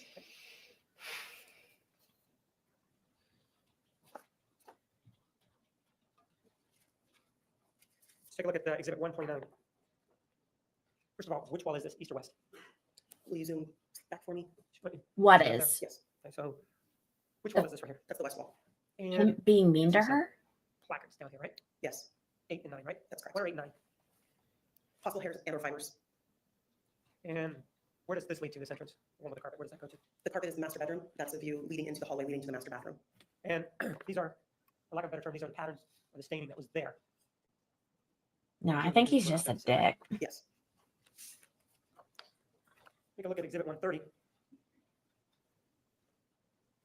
What is this right here? that is the entry to the master bedroom closet. And do you know what this is down here? Those were sandals, flip-flop type sandals that were collected. And then as we look here, this door up here, what is that? That is the door to the linen closet that's inside of the master bathroom. This, see this down here, this trim down at the bottom? Yes, I do. What is just to the right of that? What's to the right of that? That's the master bedroom door That leads to the outside? to the loft in the upstairs, correct? Exhibit 131. What are we looking at there? That is red staining that was on the carpet in the master bedroom. Is that a close-up of it? Yes, it is. A closer view of it.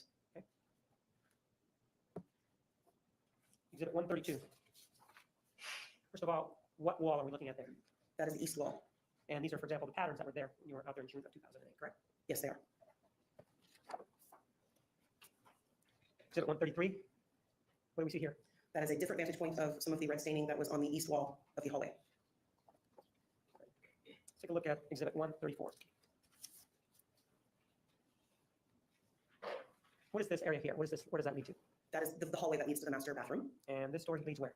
That is the master bedroom door. You're seeing a view of it from inside the master bedroom looking out. And this lock that's on this door, can you describe the locking mechanism from the inside for me?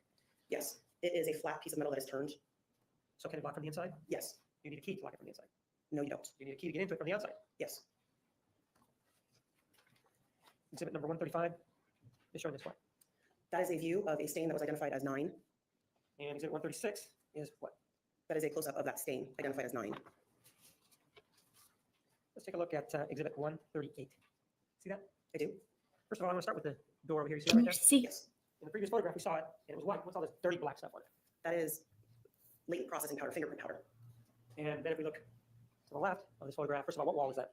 That is the west wall. And we see all this black stuff also on it. What is that? That is also processing powder. And who put that processing powder on there? Or were you there when that was put on there? Yes. In terms of processing the scene, you told us that, well, you first take overalls without placards, right? Yes, Then you told us placards are put down, and then you take photographs, right? that's correct. In terms of when the black powder is applied, when does that come in this process? Is it before any photographs are taken, after the placards are taken? How does that work? Typically, latent processing will occur after overall and evidentiary photos of items marked with placards are taken. There are times where we may identify items to be collected later on after we've already begun processing, but typically processing will be done after photographs have been taken and the evidence items have been collected. Why is that? Processing for latent print can be a very messy process. And would it then affect other items that may be there? Is that if you do it first? It could, yes. Exhibit number 137, what do we see there? That is a view of the hallway leading to the master bathroom. And does it show us the messiness on the right there? Yes, it does. Judgy. Exhibit 139, what are we looking at there? That is a view of the west wall in that hallway bathroom, the bathroom hallway, pardon me. And there is a section of the wall that has a square drawn around it. Is that this right here? Yes. And why is that significant? Contained within that drawn square is a latent palm impression that was developed on the wall. Take a look at exhibit 239. You recognize it?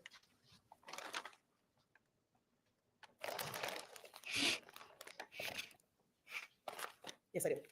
What is it? This is the piece of wall that was cut out and collected as item number 77 LB. And this is what we're looking at in this photograph. While it's still in the wall, yes. Remove the image. Any objection? No, no. 239 is submitted. Ms. Martinez, we're going to take the noon recess at this time. Ladies and gentlemen, please be back in the designated area at 1:25. Please remember the admonition. You are excused.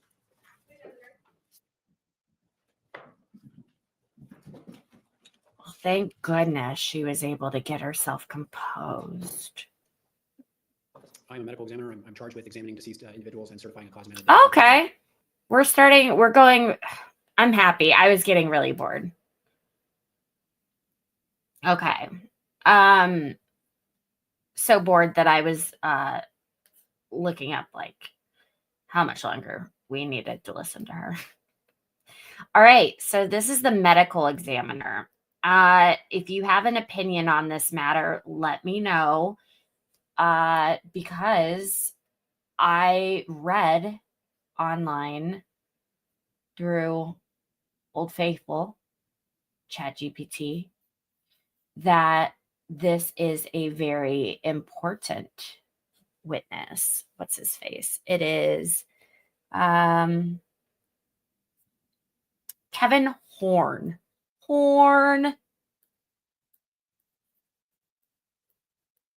Let me double check. Okay. So yeah, I typed in Kevin, or I typed in Dave Horn, and I'm sorry, I typed in Horn, period. Nothing else. This dude's name is Kevin Horn. ChatGPT is saying that there is a Dave Horn who discovered the body, and I feel like there's no one else that it could be. Oh, I digress. It does say there is a Dr. Kevin Horn. Sorry, ChatGPT. Massive witness. The content is like the full autopsy. So I don't know. Maybe we'll get to see some photos. Key, according to ChatGPT here, is the order of the injuries. So I'm actually interested in hearing about that and why the self-defense claim is impossible. Oh, it does consist of extremely graphic photos. The takeaway is he is one of the most devastating witnesses for the defense. He established the cruelty, brutality, and the sequence of the attack, and he had a very calm, precise, and professional manner about him that made him believable. And it is an absolute must watch. So I will, my goodness, I will not chit chat any further. Let's go with someone who is actually interesting. And in terms of your education, where did you go to medical school? University of Maryland, And what year did you graduate? 1995, When did you begin working for the medical examiner's office again? 2001. And drawing your attention back to June of 2008, did you have occasion to conduct a medical examination on the body of Travis Alexander? Yes. With regard to an examination of an individual such as this, what are the first steps that are taken? The body is received under seal. It's in a sealed body bag with a number that's unique to that case. That seal is broken in my presence. The bag is opened, and then we examine the outside of the body, collecting evidence, performing photographs, and then we move on to an external examination, documenting injuries, and then an internal examination or an autopsy. In this particular case, were there any x-rays taken? Yes. And what is the purpose of the x-rays? Mostly to document internal trauma and/or projectiles that we may need to recover. Let me show you some photographs. Take a look at exhibits 170 through 173. He has very nice eyes. Do you recognize those? I do. And are these photographs that were taken as part of your medical examination, Travis Alexander? Yes. And specifically, do they include the identification? Would it be interesting for you guys if I put up a like a Google Doc with the information that I'm getting from ChatGPT? I can't help but think that if I were watching along with myself, you know, if I were you guys, I think that would be helpful, but I don't know, since this is an old case, like, and some of these people in here are just rewatching it with me because they are kind souls. Lefty and Josh. Let me know your thoughts, because I don't mind doing it. Photograph as well as the x-ray. Yes. I move for the admission of exhibits 170 through 173.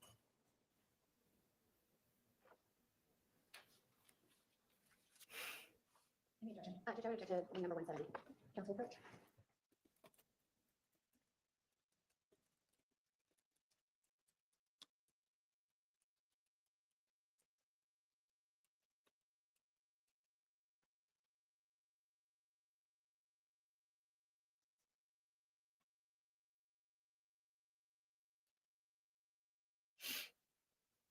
All right, let's speed this up.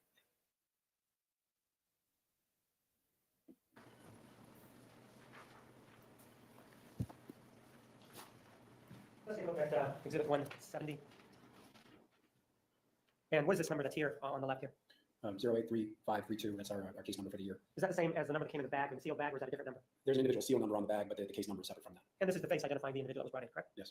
The radiographs or the x-rays that were done in this particular case, were they done before you conducted your exterior examination or afterwards? Before. Let's take a look then at exhibit number 171. And what are we looking at here? We're looking at a frontal X-ray of the head, and on the left side, on the right side of the X-ray, you can see a projectile. When you said the left side, that would be the left side of Mr. Alexander, correct? His left, our right, as we look at the X-ray. Exhibit number 172. What are we looking at here? We're looking at a side view of the head again, showing the projectile. And this is where the projectile ended up, correct? Yes. And it is on the left side, even though this is the right aspect. Yes, it's his left cheek area. In looking at 173, this is a radiograph or an x-ray of the top or the top portion or the chest portion. Why was this taken, or does the medical examiner's office just take a full view x-ray of everybody that comes in? We usually do a full series of, especially in homicides, we'll do a full series of X-rays to look for any sort of hidden projectiles or any sort of, especially in a stabbing case, look for the tip of a knife or something like that, something that could harm us as we're doing the examination. And is there anything that is shown in this x-ray as it applies to the stabbing or the shooting? No, there's no metal fragments visible.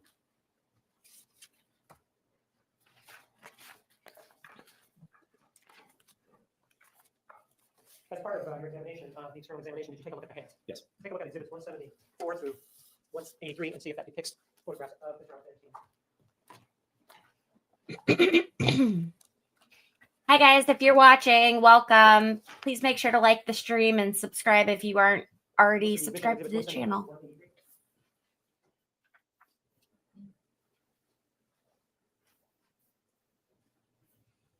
Because I'm a hoot and a delight. Any objection? No objection. Exhibits 174 through 183 are admitted.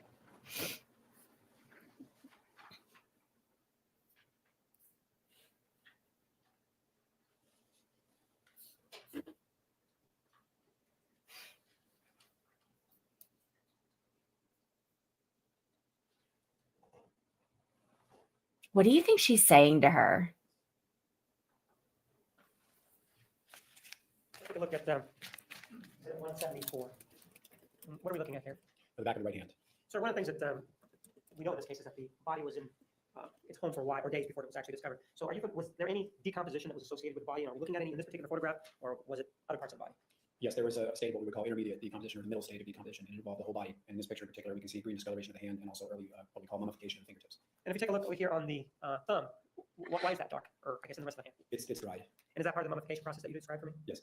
Are there any injuries to the upper portion of Mr. Alexander's right hand? No. Take a look at exhibit 175. Now the fingers are extended, and we do see that there is darkness on each of those fingers. Do you see it? Fingernail areas. Do you see that? Yes. What causes that? Again, that's decompositional change. And are there any injuries on the top of the arm? There is an injury to the thumb, which I don't think is really clearly visible in this photograph. All right, let's then take a look at exhibit number 176, which shows us what are we looking at here? This is the palm of the right hand, and I think there may be another picture that shows this better, but there is an incisor, a cutting injury at the tip of the right thumb. And exhibit 177. Let me Don't be make looking at myself tiny. In looking at injuries, are you able to tell whether they were made before death, after death, or at the time of death, part of the examination? Sometimes it depends on the case. How about this one right here? Could you tell by looking at it and conducting an analysis whether or not this was done either before death, at the time of death, or after death? I think it was done before death. There is hemorrhage associated with it. When you say that there's hemorrhage associated with it, explain that a little bit more to me. What is it that causes a person to hemorrhage if they're alive, which is what I think you're telling me? Well, if you have a heartbeat, you're going to have blood flow to an area that's injured, and so you'll have blood flow from an injury. So if the skin is cut or torn, there will be a great deal of blood that will come from an injury in a living person. A deceased person will ooze some blood, but not a great deal. So this one right here, it is your opinion that Mr. Alexander was alive when this was Yeah, done? that couldn't. Yes, taking into consideration what I said and also in context with other injuries that are on the hands. And what kind of injury is this one that we're looking at? It's a sharp force injury. It's caused by a blade or a sharp forced object.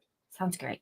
If an individual, let's get away a little bit from a knife right now and just focus on an individual who is dragged or is hit, that kind of thing. If an individual is dead and somebody applies some force, are they going to bruise necessarily or not? There may be something that would look like a bruise, but it will not be as large or and the color will be different in a deceased person because there's no blood flow to the area. So you're actually just breaking blood vessels in that area, and whatever blood happens to be there will ooze out, but there won't be blood pumped into the area. And part of the reason I ask that is I see that there's sort of like on top of it a little bit of a darker area. Is that mummification or is that bruising? It may be a combination of both. There's some darkening underneath the nail there, but in the context of the mummification, I can't really say for sure. Are you familiar with the term defensive wounds? Yes. And did you find that for me, please?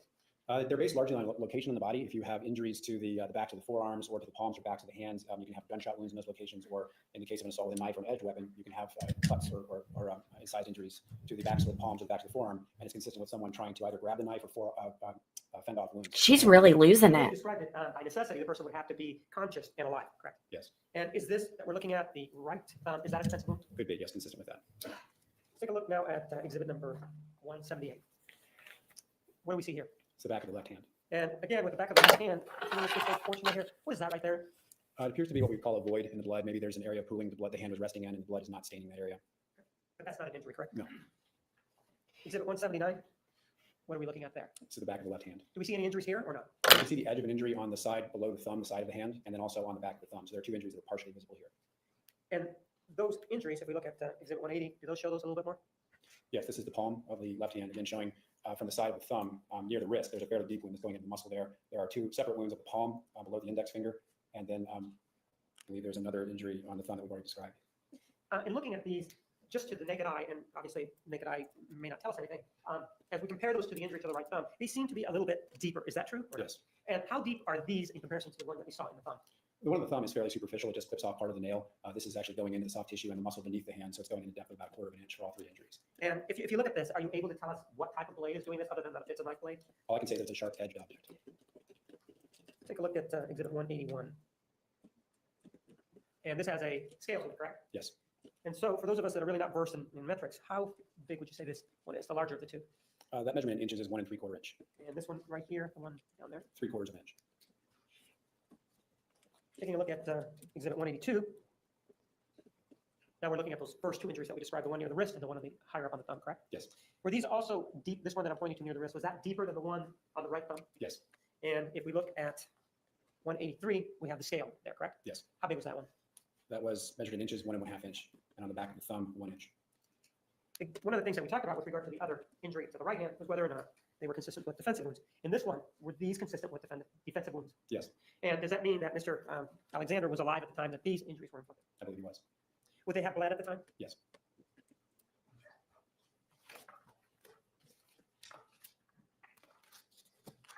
Let's take a look at exhibits 184 through 191.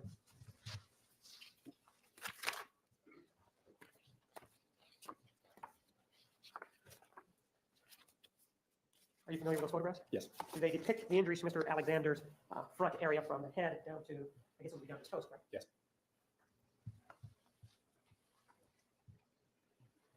I move for the admission of exhibit 24 to 181.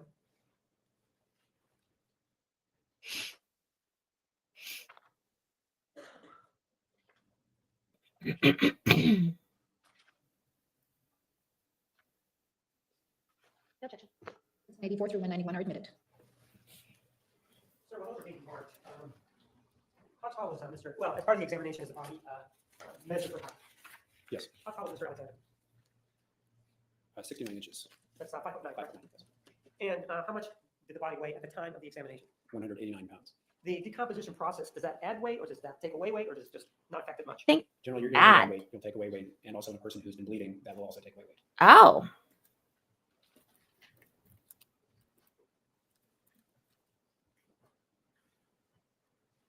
Let's take a look at exhibit 184.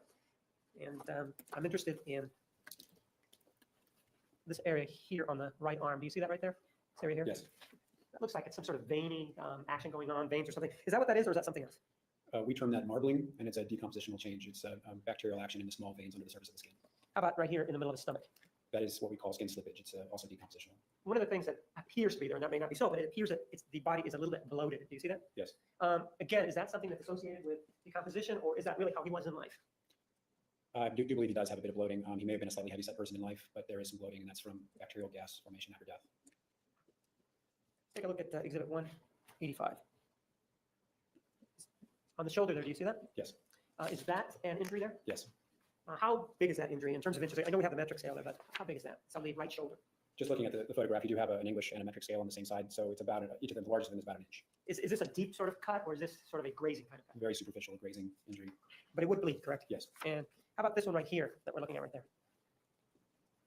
This is That one- is characterized as a stab wound, so it's actually a deeper wound, but it actually terminates at the breastbone, doesn't go into the chest cavity. So as it was going in, it actually hit the breastbone and did not go any further, correct? Right. Yes. Would this wound have been fatal, whether immediately or rapidly, or alternatively longer term? Not in and of itself, no. But it would bleed, correct? Yes. We then go to the one right here. First of all, how big is that one? Just looking at the scale, it's about 2.5 inches in length. It's transverse across the chest, or extending horizontally across the chest, and it's also it's a deeply incised wound, so the blade is going below the skin, but it's not entering the chest cavity either. You used the term incised that Yes. I don't think you used before. How do you define incised? Well, sharp force injuries are usually divided into stab wounds and incised wounds. So a stab wound is deeper than it is long on the surface of the skin, and the incised wound is just the opposite. So if you Smaller take than it is deep. yes, if you take a razor and cut yourself on the skin, that's an incised wound, but if you stab yourself with a knife, then that's a deeper wound. And this one right here, which is sort of below the chin and down here to the sort of the median. Can you tell me a little bit about that in terms of whether or not this is a stab wound, whether or not this is an incised wound? Can you tell me about that? That's a stab wound, and I do think we do have better views of it, but that one actually penetrates a major vessel coming into the heart. Let me show you then exhibit 186. Is that the better view of it? Yes. You said something about it going into the vessel of the heart. Why don't you explain to us a little bit about what the heart is and whether or not, when you said that it stabbed the vessel of the heart. What's whether the it heart, hit sir? hit The pericardium is what surrounds the heart. The right? sac around The the sac. heart. Whether it hit that, if you just sort of explain that one to us. But I do want to clarify first on the photograph that it's the lower of the two wounds there, so not the one next to the scale. Right, The so one it's this below one that we're is the talking one that goes into the vessel. What this actually does is it goes through the cartilage between the ribs and the breastbone. There's some softer cartilage, especially in young people. And this knife has penetrated that cartilage and gone through the sac that surrounds the heart, which is the pericardial sac. And it has perforated or passed through the superior vena cava, which is a major vein that comes down from the upper body and the head and drains into the heart. And then from there, the heart beats and pushes the blood elsewhere in the body. It's a major vessel. With regard to that major vessel, and I was talking about the tissue that encases the heart. Is that vein inside that tissue that encases the heart, or is it outside, on top of it? It starts out outside and enters the sac and then enters the heart, which is fully within that sac. And this knife, did it penetrate the sac and hit this vein or not? Yes. So what happens when a knife goes in and causes this amount of damage or this type of damage? Well, depending on the position of the body, you may have significant internal bleeding, or if the person is leaning forward, they may bleed outside of the body because there is a track leading from that vessel outside. But this is a major vessel. It's not going to bleed as fast as an artery, but it will bleed a considerable amount. With regard to this considerable amount of bleeding that's going on, is this a wound that could kill this person? Yes. And do you have an estimate, or is there any science out there that tells you, well, this type of wound, given what I know about it, would take X amount of time? No, it depends on so many factors. It depends on the person's health. It depends on care that they receive. It depends on their blood volume to begin with and the position of their body. Also, with regard to a situation like that, what if we have a person who's asleep, relaxed, versus an individual who's animated, jumping up and running around? Does that affect the amount of blood that is being lost and how quickly the blood is being lost? Yes, a person in action is going to have a rapidly beating heart and they will lose blood more quickly. And Oh, other well, than the yeah, fact that we makes know sense. that these others have bled also, correct? Yes. This one above, this one. Would any of these injuries, and for example, this one, would what we associate with television, would blood come out of the mouth, the ears, or just out of the chest area? It depends on what's hit inside the body. If the lung was nicked, which is possible in this case because we're dealing with a decomposed body, so the organs aren't as pristine, they're not as they don't lend themselves to examination as in a fresh individual. But if the lung is nicked, they can cough up blood. If you have blood going into the throat area, he does have throat injuries as well, which we'll talk about. All of those can cause coughing up of blood or loss of blood out of the mouth and the nose. There is death, and then there's also unconsciousness, correct? Those are two different things. Yes. With regard to this particular wound that's here at the bottom, is that something that would, once it's inflicted, would that cause Mr. Alexander to lapse into unconsciousness? Eventually, yes, not immediately. When you say eventually, do you have an estimate, maybe minute, seconds, between the time of infliction and the time that he would lapse into unconsciousness? If that were the only wound, and it's not, probably a few minutes because we're dealing with a vein and not an artery, so it's a lower pressure system, so blood loss is slower. And how about if you take a look at that injury in connection with the things that we've seen with regard to his hands, the defensive ones that we talked about? Does that tell you, or at least in terms of time, does that indicate whether or not there was at least enough time for Mr. Alexander to attempt to defend himself and if these other wounds to the hand? With this wound to the heart, he should have been able to get his hands up and attempt to defend himself. If he was in a seated position when this wound was inflicted, would he have the ability, even though this was inflicted, to get up and walk somewhere or move quickly somewhere, as a matter of fact? Yes. Exhibit number 187 shows us the injury to the right shoulder. Do you see that? Yes. Looks more like a scratch, doesn't it? It's very superficial. Yes. Do any of these injuries, including the one to Exhibit 180 in Exhibit 186, do any of these speak to movement or anything like that, or is just that's not something that these photographs show? Since they're on multiple parts of the body, they imply a motion of the assailant or a motion of the decedent, and I can't say which of those is the case. Exhibit 184, we do have the lower portion of his body, correct? The lower part of the abdomen, right? And we have this injury here, right? And then we Yes. have these, right? Yes. If we go to Exhibit 188, is that a close-up of them? Yes. What are these down here to the, as we look at it, to the lower part of the belly button? There's another photograph which may not be. in our Do record. we There's see a any of wound these that photos? extends across the front of the belly from where this stab enters. So some of that, what you're seeing is blood actually appearing on the surface of the skin because of this track where the stab wound went. It's very close to the surface of the skin. So what I think you're saying with regard to this stab wound is that it went something like that. Yes. And so if we do that from the opening to the longest one, how far is that? I gave a maximum wound track depth of about 5 3/4 inches. Another one is referring to his report. Can we have that mark, please? Do you want markers or do you want markers? It's the same report, so. I think we have one mark. He was like, why?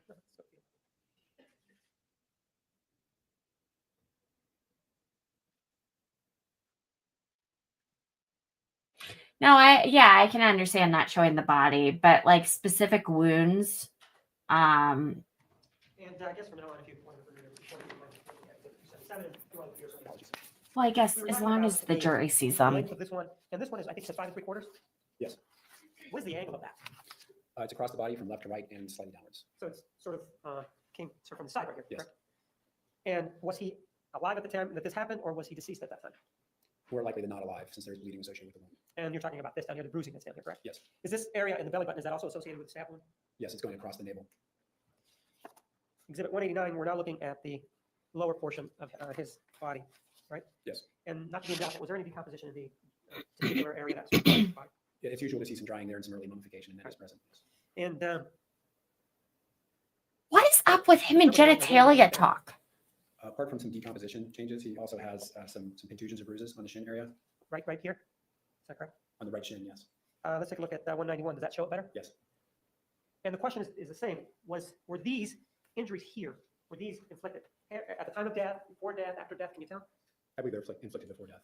Would these be consistent with this individual being dragged somewhere while he's alive? Or, Really? You're familiar. You've done how many autopsies, sir? about 6,000. And during that time, have you seen and studied the situation where someone is dragged? I was gonna say. How many times would you say? At least 3 or 4 times. And looking at that along with your, and have you read up on this area? Is there anything, No. given what you know and what you've seen in your work, and you said that these injuries are before death, could that be consistent with someone being dragged? Okay. That seems like quite frankly, a ridiculous way to try to get the. I'm sorry. I'm wondering what she's doing. Is she trying to pretend like she's quiet weeping? Is she writing? Is she convulsing? Consistent with somebody being dragging him along or him being dragged? Usually what you Oh. see in dragging is you'll see more drawn out abrasions. These look more like impacts to me against something. Bruising is usually from stumbling against something or being forced against something. So in other words, these are consistent, more consistent in your view with him hitting something before death. Yes, or something hitting him. How about if we then go to Exhibit 190, and this is the right. In case you guys missed it earlier, I have homemade onion dip that I am now going to mute myself and have a couple bites of. Let me show you. I am eating them with fresh kettle chips.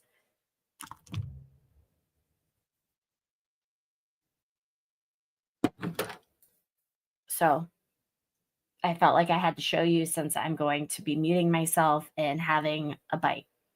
Heel or left heel? That is the left heel. And what do we have here in the back of the left heel? I call them abraded lacerations. So a laceration, as opposed to an incised wound, is actually a tearing of the skin rather than cutting, and it's abraded. So there's an abrasion or a scrape leading into the laceration, and that is also from a contact with an object of some kind. And again, were these made before or after his death? I believe before, because they are hemorrhagic. And you said hemorrhagic, that means they were bleeding, right? Bleeding into them is. But these do imply some sort of action, correct? There was movement. Of force, yes, of blunt force. If you go back to this exhibit, which is 191, and looking at the left foot, you see this right here, that area there by the heel? Yes. What is that? That is a contusion or a bruise. That's also this. How is that different than the abrasion that we talked about? A contusion or a bruise is just bleeding under the skin. The skin is intact, whereas an abrasion or a laceration, the skin is scraped or torn. And if we look at the knee here, is that a contusion or an abrasion? I would characterize that as an abrasion, and in contrast, the other things we've been talking about, I'd say that looks more like a post-mortem change. It's got some drying, and it's kind of yellowish in color, so it really doesn't look like an ante-mortem or an injury before death. So this could be something after death? Yes. And if an individual, I know it begs the question, but if an individual is dead, they're not going to be moving around the constants, right? No. Are you then telling me that actually a force was applied to this area as opposed to Mr. Alexander either moving or striking himself? That's more likely, yes.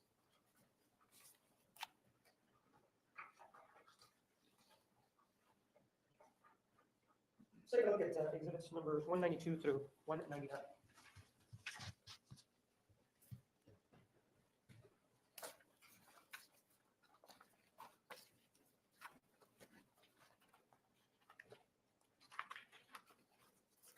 Are those photographs of the victim's injuries in the back area of his body when he conducted the examination in June of 2008? Yes, and also some images of the head as well. The back part of the head, correct? Yes. Move to the addition of exhibits 192 through 190.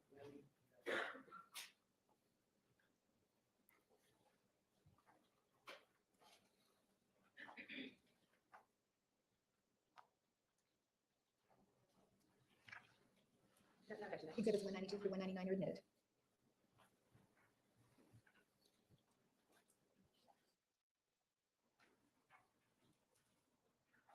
Huh.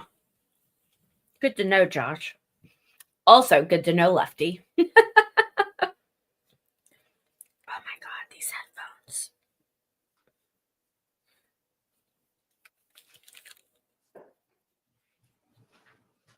Let's take a look at exhibit 192.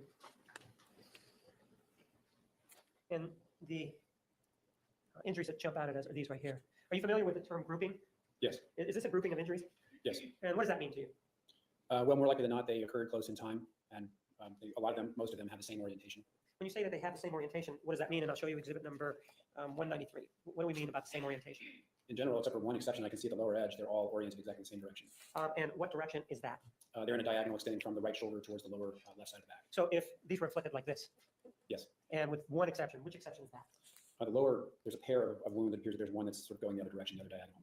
And these injuries that we're talking about that are coming this way like that, could they be consistent with the individual having his back, as I have it to you, turned to his attacker and the attacker just stabbing him like that? Yes. How many are there here? Starting with this one here, cutting across to the other shoulder, sort of in a triangular fashion, if you will. How many how many injuries do we have there? We have 9 injuries, and they're all clustered together there in the center. What you're seeing on the upper left side is actually post-mortem artifact. There's some skin slippage there and some Is drying. that what we're talking about there? Yes, And this all one? of this area here where your pen is. And also right here. I think Yes. that's correct. And you said that there were how many? 9? 9. Are these stab wounds or are they incised wounds? They're stab wounds. So which means that they're deeper than they are longer, correct? Yes. How deep is the deepest one there? They're all about the same depth. They're about 1 inch deep, and they're going into the back parts of the ribs and the spine, the spinal bone, and stopping there. And none of them, to my exam, none of them entered the chest cavity, although with decomposition, you can't completely rule that out. When you say that they went up to these bones, does it mean that they stopped there, or did the knife blade continue past the bone? Do we know that, or does decomposition affect that? They appear to all have been stopped by the bones.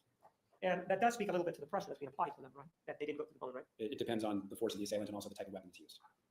And if you know, maybe you do, maybe you don't, you know approximately how much force there was that was applied there, or not? I couldn't say. It would depend on the thickness of his bones as well, so there are a lot of variables. But needless, they didn't go through the bone, right? Correct. This area here, which is his buttock area, correct? Yes. What's going on there? It just looks like it's a little bit red. Could you tell us what's going on there? That's lividity. So this person was found in a semi-seated position, and the blood is settled to that part. So when the heart stops beating, the blood will settle to wherever gravity will guide it. And so in this case, since he's in Bye, a semi-seated Josh. position, Have a it's great in the area, day. and that's why it's kind of got this reddish color. Thanks for stopping by. The decomposition process, is that I'll include be around the tomorrow. body being formed and then expelled? Is that part of the decomposition process? Yes. Hopefully For a little example, bit in this case, earlier.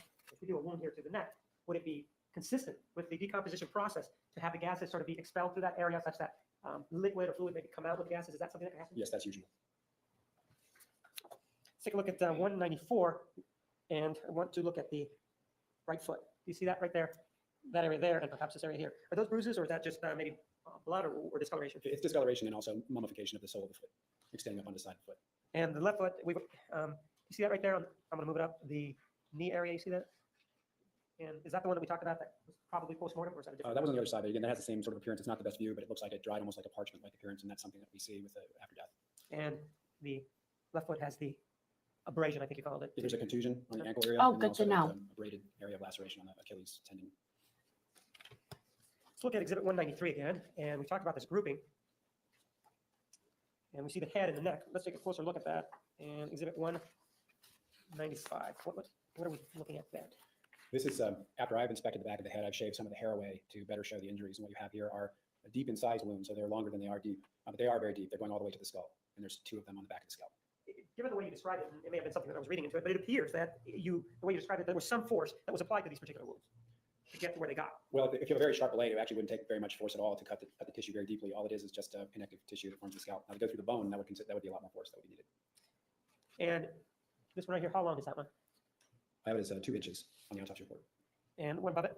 2 inches as well. The fact that the hair is there, does that affect the strength needed to get into or get this sort of injury, or is that just something that the hair really is not something that you deal with or think about? This hair is very short. I mean, if he had longer, bushier hair, it might cushion the head somewhat to protect the head, but in this case, he's got short hair, so I don't think it played a role. Taking a look at exhibit 198, what are we looking at there? What you actually see here are the edges, and it's only one portion of those incised ones we saw. There was some force applied that was sufficient to cause a divot in the skull bone. So this is actually after the scalp has been reflected away from the skull. And what you're seeing here is actually a divot in the center of the skull, and then over on the left side, you see another one, and there's hemorrhage around those. So the bone was actually sort of chipped away by the end of the implement there. If we take a look at exhibit 199, what are we looking at there? This to me is the tip of an implement, probably the tip of a knife or something similar, because it has this very triangular profile. This is the bone, and the piece of bone has actually been chipped away by the end of the object. If we go back to exhibit number 195, what this divot in exhibit 199, where was it as it applies to these two? Right. There's one at the extreme left end of the longer wound at the bottom, Right here? and then one towards the middle of the top one. Right here? Yes. So we're looking at there, and we're looking at there. When we look at exhibit number 198, you're looking at here and here. Yes.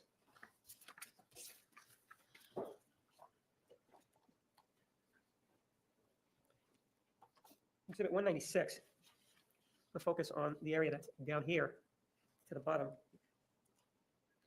And also to the front, if you will, of the head. Take a look at exhibit 197. In terms of these 2 injuries that we saw back there, where's this one now? This one's actually towards the front of the head. So you're looking at the top of the head near the hairline on the forehead. At the very bottom, you'll see Mr. Alexander's eyebrow, his left eyebrow. So this is a small incised wound at the forehead near the hairline. And any of these wounds that we've been talking about, the ones with the sharp instrument, are they any of those after death, or are they all pre-death? I think they're all pre-death. They all have bleeding associated with them.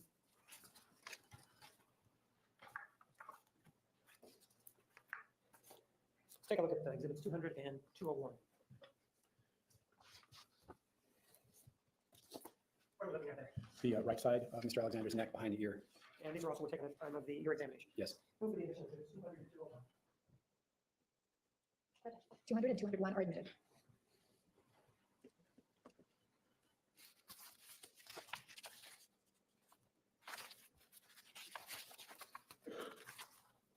All of these injuries that we've taken a look at so far, how many of those have been the type that would have been fatal? Of all the ones that we've looked at so far, head, back, and then over the front. Taken together, all the wounds of the back and the head could have been fatal from bleeding over time. The most significant wounds are going to be the neck wound, which we haven't talked about yet, the stab wound that penetrates the heart, the vein leading into the heart, and also the gunshot wound, which we also haven't discussed. Let's take a look at exhibit 200. And what are we looking at here? This is another stab wound of the back part of the skull behind the ear. So there's bone underneath there. It goes down into that bony area and also goes into the muscle, the strap muscle that is on the side of the head below the ear. And we're looking at 201. How big is that one? 1 1/4 inch. Exhibit number 202. What are we looking at there? That is the back opposite side of the neck and the left side of the neck, and that's another stab wound. Move to the additional exhibit 202. Exhibit 2 is admitted.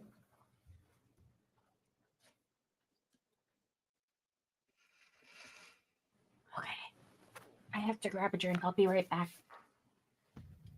What do we see here? That's another stab wound to the back left side of the neck, and that also penetrates into muscle on the back of the neck, And how long is that one? 1 inch.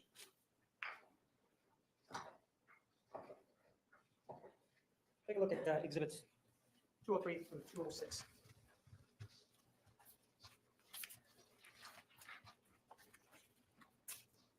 And what do they portray? The largest wound of the neck across the throat. What are the divisions of exhibits 203 through 206?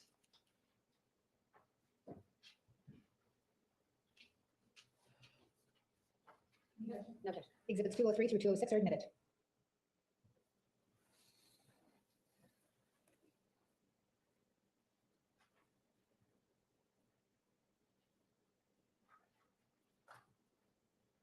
So when we're looking at these kinds of wounds like wounds in the neck, are you able to tell, for example, if it started on the left side or the right side? Do you know by looking at these where the wound may have started or not? I'm not able to say. Take a look at 203. What are we looking at? What are we looking at here? It's a side view of the neck wound, and it's probably one of the better views to show how deep it goes. And how deep is this one? What is it that was cut as this knife came through there? They refer to my autopsy report. It passes through the airway, so the windpipe is cut through. Let me stop you there. When it passes through the airway, does this individual, as it's going through there, lose the ability to scream at that point or not? It's below the larynx, below the voice box, so yes. And if this person, well, this person's alive at this point, according to you, right? He was Yes. still alive at the time Yes. this was inflicted. Where would the blood start coming out as a result of this wound here? Well, right next to the windpipe are the major vessels of the neck. So you've got the carotid artery, you've got the jugular vein, and on the right side, not the left, but on the right Let's side. take a look at exhibit number 204. That's the right side, correct? Yes.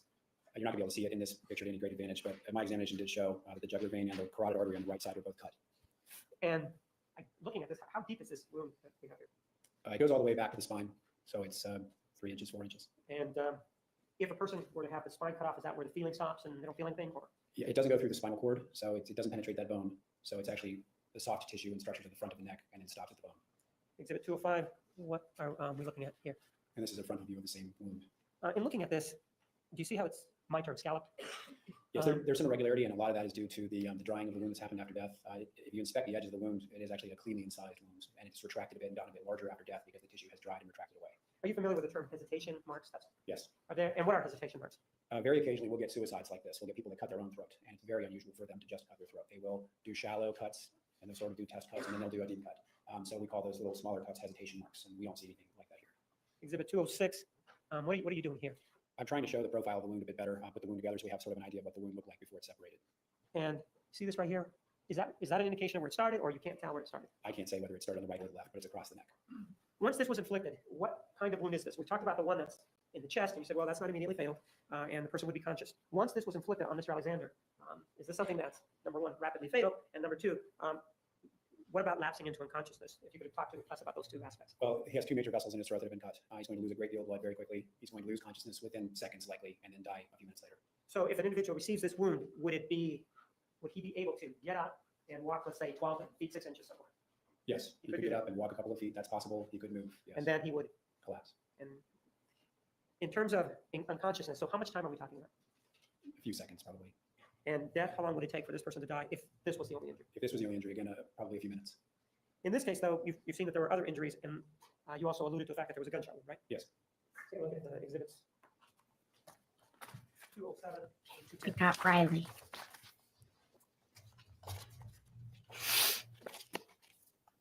And what do those deal with? They show the gunshot wound of Mr. Alexander's right forehead. And we also have the bullet. Did you recover it? Yes. Say hello. Move for the admission of exhibits numbers 207 through 210. Just lay down, old man.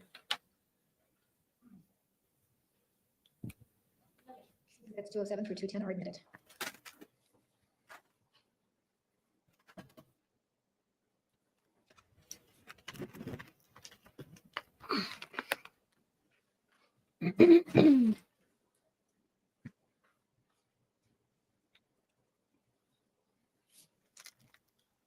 Exhibit 207. What is this right here? That's a gunshot entrance wound. And what's the trajectory of this gunshot wound? It passes down through the skull, passes through the face and downward and to the left, and terminates in the left cheek. In looking at this, are you able to tell or give us a determination as to the distance between the muzzle and his temple? I'm not. I called it an indeterminate range. I don't have sitting, I don't have stippling, any of the indicators of a range of fire here. So we really can't tell how far away. That's right. And 208 just shows us that same injury with the ruler next to it, right? Yes. Exhibit 209, what do we see there? That is the left cheek, and I've made an incision and removed the bullet here. This bullet and the trajectory that you described, did it affect the brain at all? In other words, did it strike the brain or not? It must have. It passed through the front right portion of the skull. The problem in this case is that the brain is decomposed, and the brain is a very soft structure to begin with, so it falls apart very rapidly after death. So I was not able to see a track through the brain, but just because the bullet passes through the front part of the skull where the brain normally would be, I have to conclude the brain was perforated. And if the brain is perforated, what would happen to this individual once he was shot? He'd be incapacitated. What happened? Yes. Immediately. Rapidly, yes. Exhibit 210 is what? That's the bullet after recovery. Let me show you exhibit 244. If you want, probably open. Do I need to do it, or you prefer that I did? Yeah, let me go ahead and get you scissors.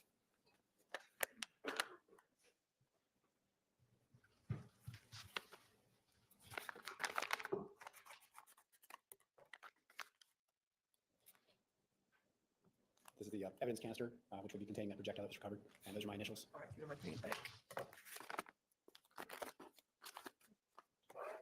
Exhibit 244. 244 is admitted.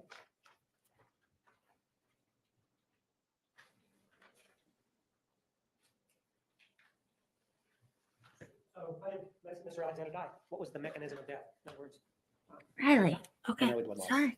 and tell me how that works on the body in terms of the blood loss and what that does to the individual as he dies. Well, after you lose blood, you lose the ability to provide oxygen to your major organs, including your brain and your heart. In this case, the first thing that would happen would be dizziness, followed by loss of consciousness, and then death. In this particular case, you've indicated that there are three specific injuries that could have led to death. We talked about the stab wound in the chest, we talked about sling of the throat, and then we talked about the shot to the head. With regard to the shot to the head, would that have been rapidly fatal? Likely would have been, yes. And by rapidly fatal, what are we talking about? Well, if you have a projectile going through the front part of the brain, the person may not die immediately, but they'll probably lose the ability to function, and they'll lose consciousness laying the floor. Very short order. Yes. Shot, they go down. Yes. How about the slashing to the throat in terms of whether or not it's rapidly fatal? I think by far it's the most significant injury. And And why do you say that? well, it's just the most hemorrhagic injury. It's the one that I can demonstrate the most significant injury to the structures that are going to cause death, like the carotid artery, the windpipe, and the jugular vein. And then the one to the heart, is that, I think we've talked about, but in terms of rapidly fatal, less fatal, which of these, if we're going to apply that standard as to which is the most fatal, how about the one to the chest? Is that the most fatal or the least fatal? Which may not be. Probably the middle. It's a significant injury. It would definitely cause death without medical attention. And would that cause unconsciousness immediately? Yes. Not immediately. Not the chest one, no. And what I'm hearing you say, of the three that we've talked about, two of them, the one to the neck and the one to the gunshot to the head, those appear, from what I hear you saying, that those would cause unconsciousness quickly, Immediately. immediately. Yes. And the one to the chest would not. Less likely. So if that's the scenario, and in this case, we have the defensive wounds to the hands, what does that tell you about the sequencing of these three injuries? I believe the wounds to the hands must have occurred before the fatal injuries, either of the head or of the throat. And so what you're saying is that at some point during the stabbing, but before the slashing of the throat and before the gunshot to the head, this individual grabbed the knife, Or or attempted to. the knife was applied. Rephrase. Tell me about the sequencing of events as it applies to the two injuries, one to the head and the slitting of the throat, and when this individual may have grabbed the knife, or the knife was applied to his hands. With the throat wound and the head wound, I don't think this person could have had a purposeful activity, meaning I don't think they could have raised their arms and attempted to defend themselves. With the chest wound, that's possible because he would not have been immediately unconscious. In terms then between the other two, so that would mean then that it appears that, in your opinion, the first wound would have been the one to the chest. What? Which one would What? have been first in your opinion? Well, the stab wound could have occurred, and then the defensive injuries could have happened after the wound to the chest occurred. Right, okay. And then in terms of the sequence of the injuries involving the three major ones that we talked about, what is your opinion? Well, the throat injuries and or the head wound are going to be immediately incapacitating, and he's not going to attempt to defend himself after that. Okay, in terms of the shot to the head, do you have any opinion as to whether or not he was alive at the time that that shot was struck? I can't say.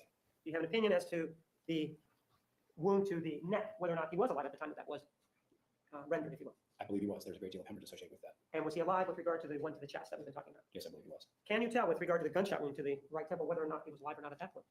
Again, there's a wound going through the head, and I don't see hemorrhage in the brain. I can't see a wound track through the brain, so all I know is that there's a bullet going through the brain, so I can't say with certainty. And if you don't see hemorrhaging or bleeding, as you talked about, is that an indication that the person was already dead? It may have been, yes. I don't have any other questions. Thank you. All right, ladies and gentlemen, we are going to take the afternoon recess. Please be back in the designated area at 10 minutes after 3, and we will start promptly at that time. Please remember the admonition. You are excused.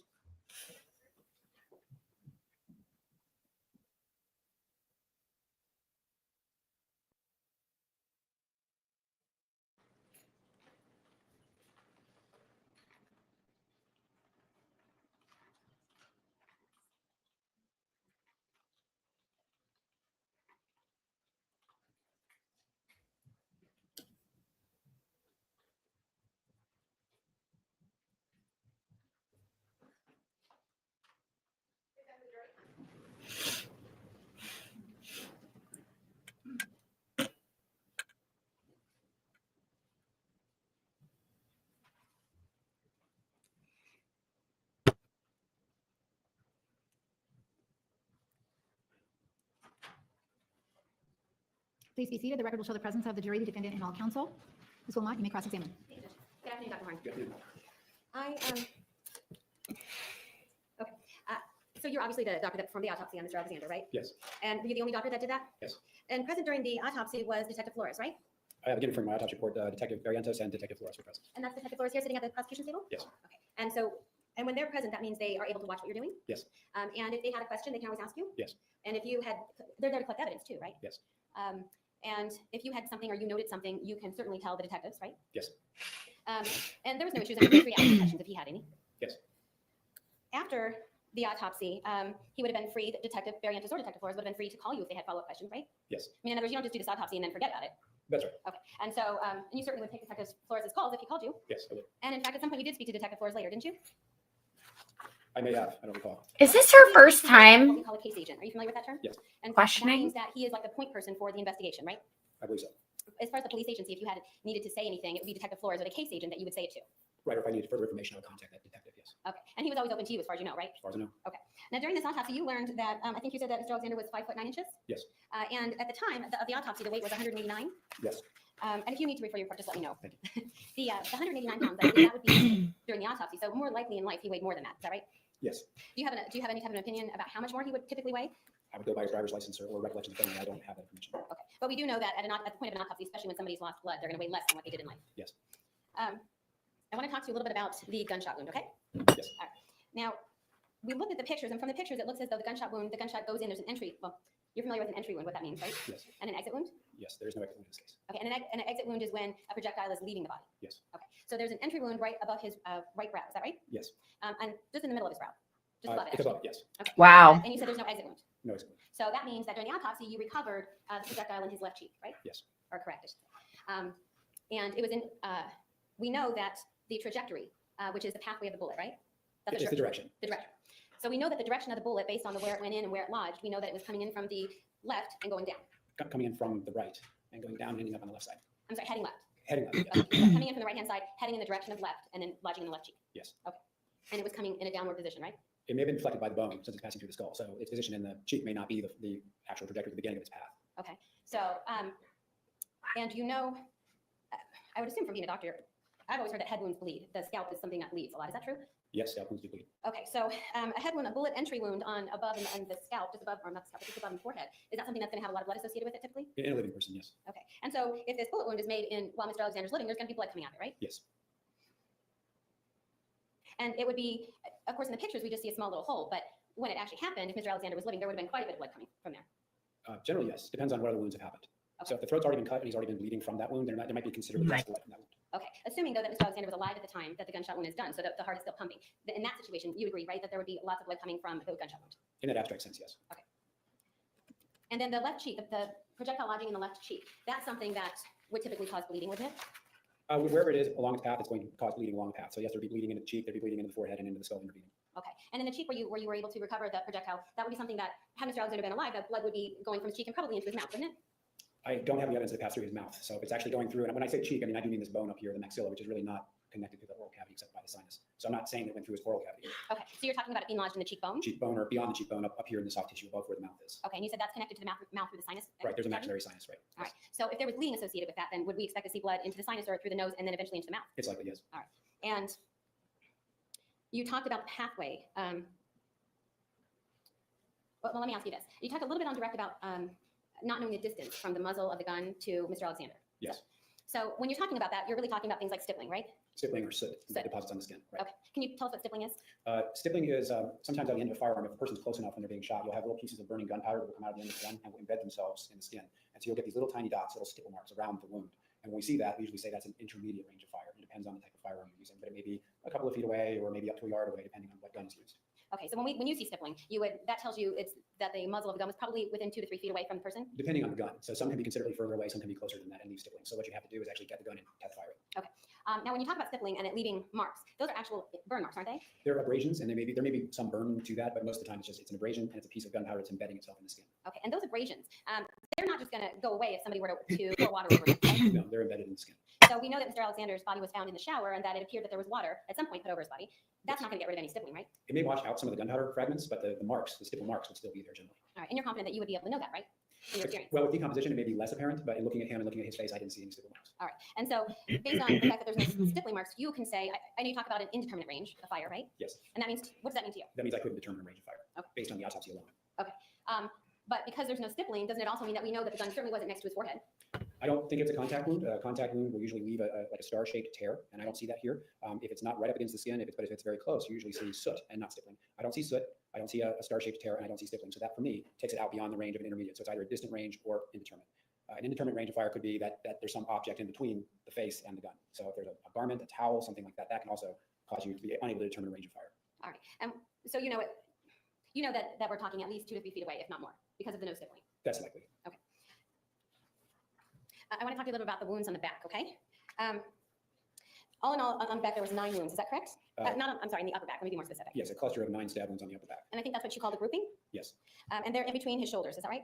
Yes, And these wounds you consider very shallow. Is that right? they are shallow. Yes. And I'm going to show you what's in evidence of 193. All right, that's 193, and that's a picture of the wounds in between the shoulders, the grouping on the back, right? Yes. All right, and you see that there's a center.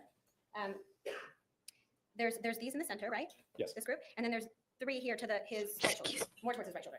Yes. Now the group in the center, those actually are more of a straight on direction, aren't they?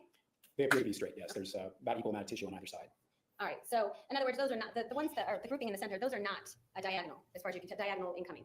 Well, I think we got off on a sidetrack on direct that the directionality, like the way that they're oriented, isn't a diagonal, but the track itself going into the tissue is pretty much straight on. Okay, so when you talk about direction of diagonal, you're talking about that the wound The is wound itself is diagonal. vertical, up and down. Right. Okay. And so directionality, when we talk about directionality, we're talking about where the instrument might have been coming from. Yes. In terms of a trajectory. Yes, okay. So in terms of the trajectory, we're looking at the center and the back, and those look like the instrument would have been coming more of a straight on. Is that More right? straight on from back to front. Yes. And the grouping on the right, we can see those look more like they are coming at a diagonal.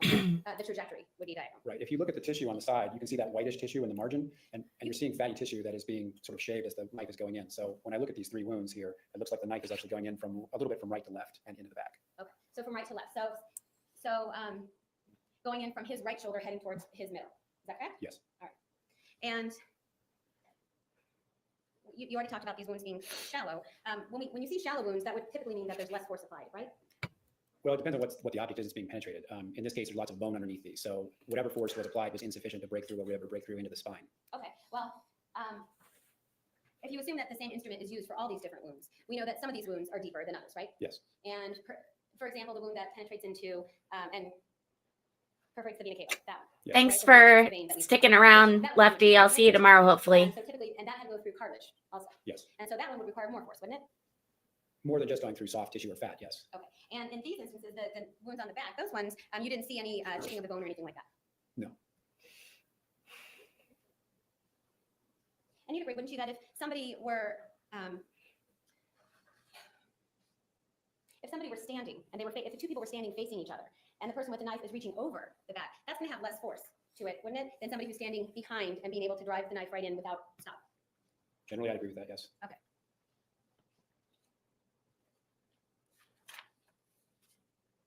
Sounds good. All right, so the wound to the one that we were just talking about, to the vena cava. In the pictures we saw that there's it was basically in the middle of below his chest, right? Lower right chest. Yes. Okay. And that one you said would eventually be fatal without medical attention. Yes. And that's due to blood loss? Yes. That wound, you were able to tell a direction or a trajectory on that wound, right? Yes. It's pretty much straight into the chest cavity. It's on the right side of the chest. Okay, doesn't it have a slightly upward trajectory? If it is, it's very slight because the heart is right. The vena cava is right in that location where the wound is.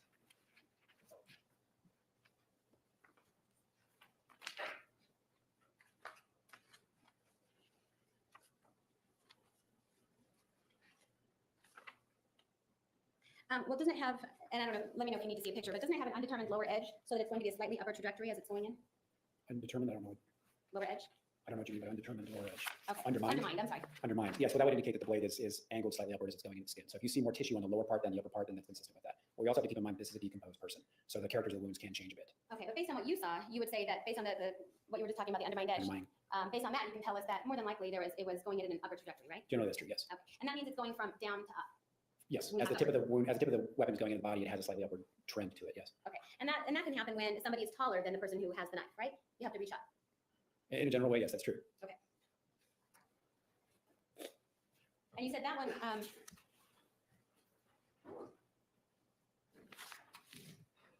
but that one is mostly straight in as far as, in other words, it's not diagonal coming from the right or the left. Is that correct? The vena cava is slightly on the right side of the body, right side of the chest, so it's right underneath where the stab wound goes in. So it's essentially straight in, maybe with a slightly upward trajectory.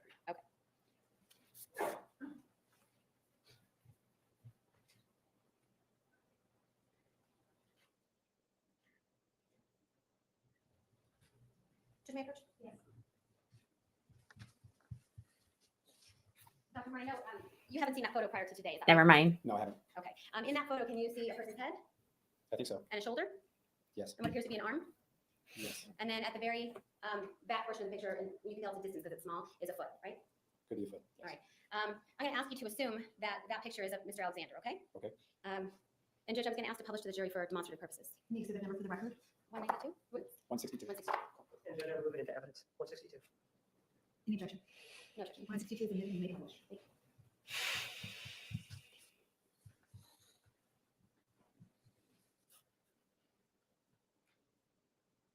Okay, so what we were talking about is here you can see what appears to be a head, right? Yes. All right, and this appears to be an arm. I think so, yes. Okay, and then this would be somebody's shoulder. Yes. And then the very distant part of the picture, you can see what appears to be a foot. Yes. So in this picture, it would appear to be somebody lying down almost on the floor, right? It appears that the person is lying I down. think if this is tile here. I yes, didn't it's see laying- any of those things. And you can see what would appear to be blood, right? Yes. Something that's dripping over his shoulder. Yes. And that would be the person's right shoulder, wouldn't it? Yes.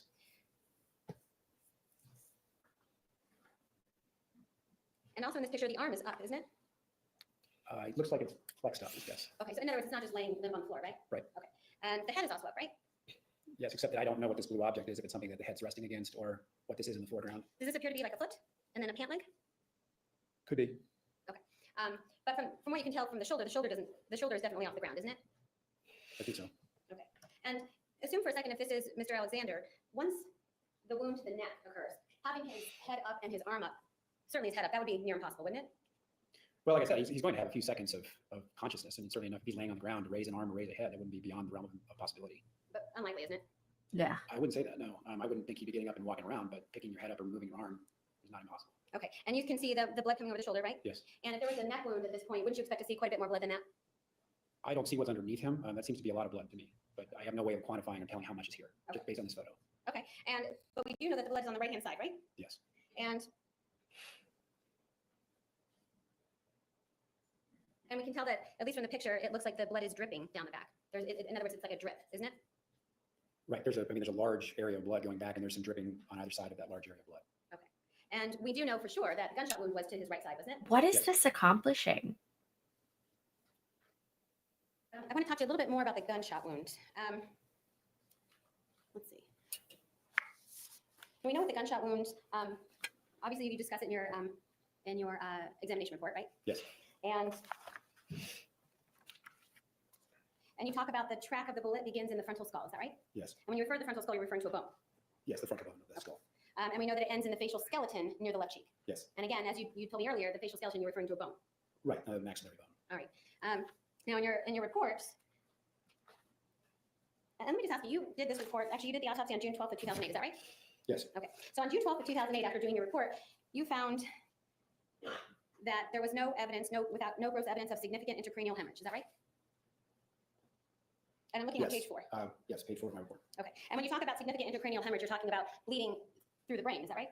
Right. At this point, the brain is really non-existent. It's almost you can't examine it. It's become liquid. You can't examine it at all? It's very difficult. Okay, well, but didn't you actually take slices of the brain? And I'm referring to page 7.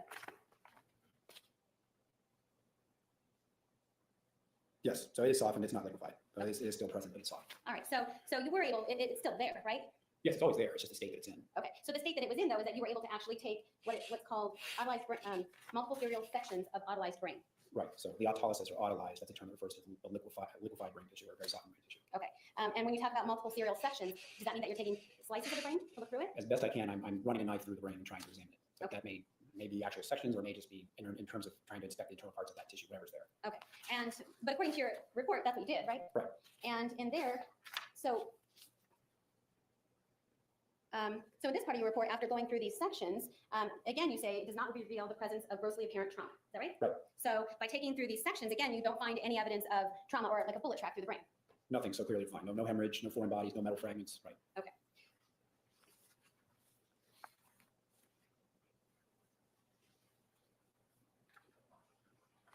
And we know that people who have had injuries to their brains, depending on the section of the brain, they're not always incapacitated. Isn't that true? For the most part, if you have a bullet pass through the brain, you're not going to be standing, you're not going to be functional, you're going to fall. And like I said earlier in direct, it may not be immediately fatal. In fact, it likely wasn't passing through the frontal part of the brain, especially. It's not as vital. I mean, they're all vital structures, but it's not as vital as the brainstem or the back parts of the brain. Well, just so we're clear, you don't actually have any medical evidence of it passing through the brain, right? It had to have passed through the brain. You don't have any medical evidence of that, do you? I do. The skull is perforated where the brain is, so it had to have passed through the brain. The brain is there. But you have no idea. You have no medical evidence of how far or what part of the brain it exactly would have hit, right? It would have passed through the right frontal lobe. Uh-huh. I just don't have any evidence of hemorrhage now because of the contact, but it had to have passed through the brain because of the part of the skull that was injured. The brain in a young person especially is flush against that structure. The brain occupies the entire skull. So to have a hole in the skull here and an exit in here, it has to pass through the brain. Well, the exit's there's no exit. The exit from the skull cavity into the face. So, but what you're saying though is you have no idea where that bullet might have hit. It could have just grazed the tip of the brain, right? No, it had to have passed through the right frontal lobe of the brain based on where these holes in the skull are. And There's no way it could have avoided the brain. Okay, and you're sure of that? Yes. What I was talking about earlier was that with brain injuries, I mean, we've all heard the stories of people, the person who had the arrow stuck through, went through his skull and hit his brain, or the person who had I don't know if it was an arrow or what, but actually goes through the brain, and these people are coming to the ER. Right. You've heard those stories, right? Those are different. Okay, but those are people who've had brain injuries, right? Not with projectiles. Okay. With firearms, you don't just have an arrow or an object passing through the head. With a firearm, you also have gas and you have an expansile cavity that damages the brain as it goes through it. So you can shoot an arrow through the brain. It's a much lower velocity projectile and will not cause a large temporary cavity to open up in the brain tissue like a projectile would, like a firearm projectile would. So those don't cause as much damage as a bullet does. That's right. That's right. But you didn't see any damage, even in your slices, right? Right. I could not document the damage because of the decomposition.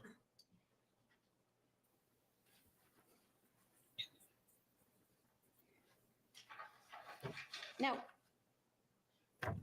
your findings during the autopsy, that would be something that you would explain to Detective Flores, right? Preliminarily, yes. Okay, and he's gonna get a copy of it? A copy of my final report? Yes. Yes. All right, and like you said before, he's free to call you with questions if he doesn't know what you mean by something. Yes.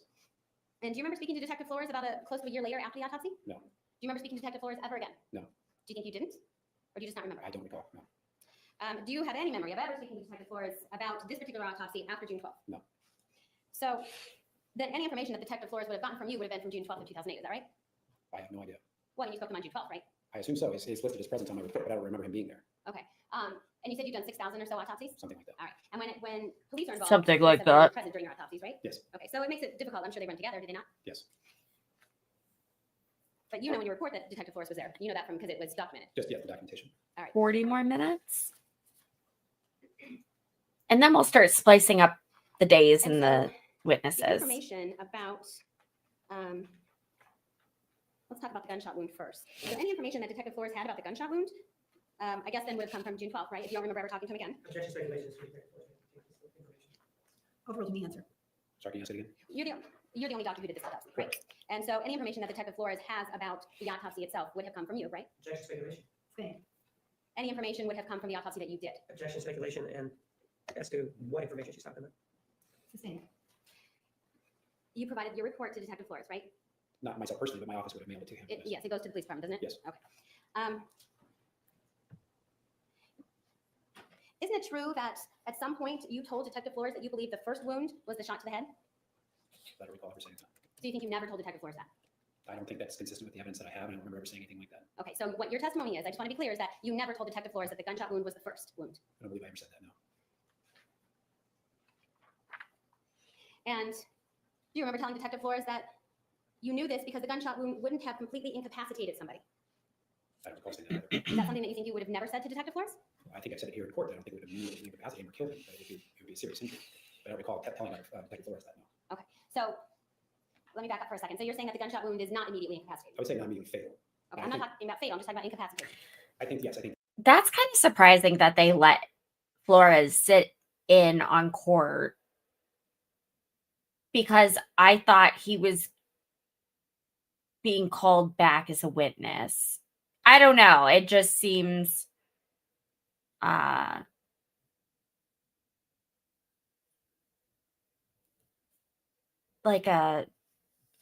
you're just asking for fuckery. But maybe that's me. It would be incapacitated, passing through his brain, so yes. Okay, so, and that's assuming it passed through his Lay brain. down. You would say it's incapacitating, right? I'm saying it did pass through his brain. All right.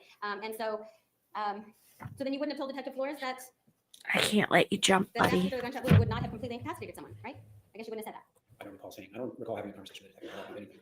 I'm sorry, I missed the last I don't part. recall having a conversation with the detective at all about this case. So do you remember then telling Detective Flores that Mr. Alexander could have been unconscious, but then you suspect that he became conscious again? No, I don't recall saying that. Okay, and you suspect that he became conscious, or that you knew he was conscious because there's defensive wounds. I think he got conscious during the defense, but I don't recall telling Detective Flores that. Okay. But if the gunshot wound comes first, and then the defensive wounds come after that, obviously he would have to be conscious for that. I don't think that makes sense. I don't think he got the gunshot wound and then got defensive wounds. I think he would have been unconscious. Okay, so that's something you never told Detective Flores. Again, I don't recall ever having a conversation with him about anything.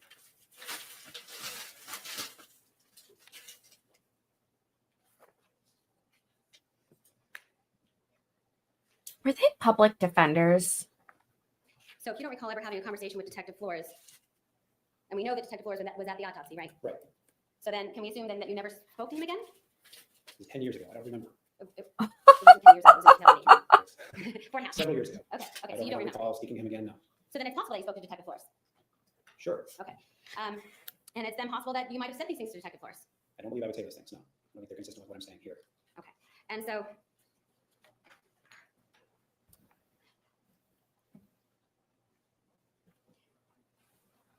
I guess the one thing we can agree on is that the wound to the neck, that one was most certainly fatal, the quickest, right? Yes, that's the most significant one in my opinion. Yes. Okay. Just a minute. You don't see a male court reporter very often.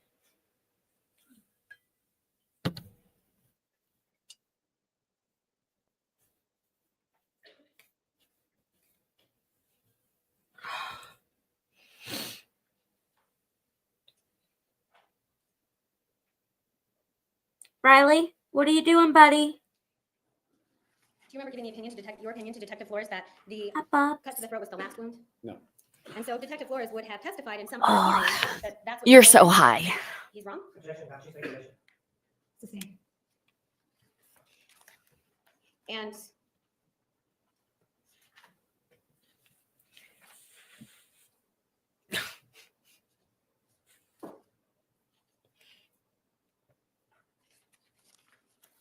He's looking at me like, can we get you remember, Taco Bell? I take it you have no memory of discussing the scene photographs with Detective Flores? I don't know. And discussing the scene photographs with Detective Flores, telling Detective Flores that the gunshot wound would not have completely incapacitated Mr. Alexander? Again, I've been answering this question. I do not have any recollection of that. No. Oh my gosh. Chill out. Redirect. Sir, in terms of the sequencing of the wounds, do you remember having an interview with this individual sitting here with glasses? Do you remember having an interview with him? Vaguely, I do remember the defense. You were interviewed with regard to this case, right? Yes. And you have a copy of that interview, don't you? I do. And you were asked about the sequencing of these injuries, weren't you? Yes. Sustained. All right. Did you talk to them about the sequencing of the injuries? Yes. And at any time, did you stop the interview and say, no, I don't want to talk to you about the sequencing of the injuries? No. And were you asked about the sequencing of the injuries? Yes. And what did you tell them during that interview that you had with them? I felt that the gunshot wound may have been last, but at any event, the gunshot wounds and the wounds to the neck would have had to have come after the defensive wounds of the hands. And is that what you told us today? Yes. Now, sir, with regard to the procedure or the process that takes place when a body is brought in terms of when you conduct the examination, who is in the room with you? Forensic technicians, photographers, sometimes medical students. Do you take the photographs? No. In terms of the individuals from law enforcement, you indicated that they're there via your report, right? Yes, they're in an observation area. But in terms of the examination room itself, is the detective there looking over your shoulder and questioning you as you conduct this examination? Is that how it's done out there? No. Where are they, physically speaking, the detective, when this examination is going on? They're in an observation bay separated by glass. And if they want to talk to you during this particular process, how does that work? In other words, if they want to provide you advice as to whether or not an injury went through the brain or not, how is it that they provide this advice to you? They don't generally. But if they do want to talk to you, how does it happen? They have a handset they can pick up, and I can hear them in the autopsy area. And then I will come to the door or the window and I'll talk to them. Okay. This examination, is it your practice to For a moment, I thought he was going to be like, we have a handset and they can like type numbers and call me on the phone. You have to admit that would not be off color for the way that these people have been talking to each other during this trial. Like, it has been very sharp toned and like rough. That's what she said. immediately form an opinion as to which injury is first, which is second, and which is third, if there's three of them? No. Why not? Why would you not immediately tell them, oh, I know this one's the first one, this one's the second one, this is the third one? Why would you do it that way? Often we can never establish that, but I do want to have an opportunity to get Oh. the full case, get investigative reports back, get toxicology. I have something to say. And since everyone is mentioning this about the bigger guy, I'm going to make sure to mention this every day about the other dude. The guy speaking right now, Juan was also disbarred. Juan was giving tips with a blogger during this trial. Real talk. And this was only discovered after he got in trouble for sexual misconduct with someone else while in his position. Once again, probably not the best word to use, but you're picking up what I'm throwing down, hopefully. And then come to a final report. And this report that you prepare, when is it due? In other words, how long does it take you to prepare this report with your impressions? Varies, minimum of a month, maximum of 4 to 5 months, In depending. this case, I think you conducted the autopsy, June 16th, I think? June 12th. June 12th? And what date is your report dated? Yeah, July 15th, And how many, so that's roughly what, a month later? 5 weeks. And how many pages is your report? 8 pages. And in that report, is there any place that indicates that the gunshot wound or which injury was first or last? Anywhere does it indicate that? No. In terms of you being asked about the sequence of events, in terms of these fatal injuries, when, according to your records, was the first time that you were asked about the sequencing of events? According to my recollection, it would have been at the defense interview. And before that, you didn't write it in your report, right? That's right. And is it your practice to write the sequencing of events in your report? No. Why not? It would be speculative, and I'm simply providing information about the injuries I see. And then once you have a chance to have all this information before you, that's when you make your determination. Riley. You were asked about this Uh, right here, which is exhibit hold number on, guys. 62. Let me have it marked. Riley's about to take down everything. You okay, Bubba's? Why don't you sit with Mom? One of the things that you weren't able to see is there's a date and time associated with that, right? Yes. What is the date if you can see it and time? June 4th, 2008, 5:32 in the evening, 16 seconds. right? 16 seconds. And it does show a head, right? Yes. And you were asked over and over not whether this was a foot. Do you remember that? Yes. If that were a human being's foot, would you have any problem saying that perhaps this human being had another foot if they were a normal human being? No. And would you have any problem saying that this individual, if he had 2 feet, would also have 2 arms? Yes. Well, you would know that they would, right? Yes. Do you know whether or not the right arm, the left arm, do you know what that right or left arm is doing? No. Do you know whether or not that right arm or left arm is holding what you said may have been a right arm, whether or not that's holding up that arm? That's certainly possible. And you don't know what, for example, the left arm is doing, do you? That's correct. And this part up here, I know that this is straining a little bit of credibility, and I don't know medical science, but that's the top of the head, right? Yes. If I'm not telling me that, right? Yes. And this part right here is the neck, right? Yes. You see any blood coming down this from the top of the head? It's very dark. I can't say for sure whether. But can you see any blood coming from the neck area there? Yes. And if you see blood coming from the neck area, and you know the injuries, and assuming this is Travis Alexander, what would you associate that blood with? They cut to the throat. And with regard to the injury to the chest area, if his head is up in that position and his arm is being lifted in that position, and knowing what you know about gravity, would you think that this blood was coming from the injury to his chest or the neck area? Neck area.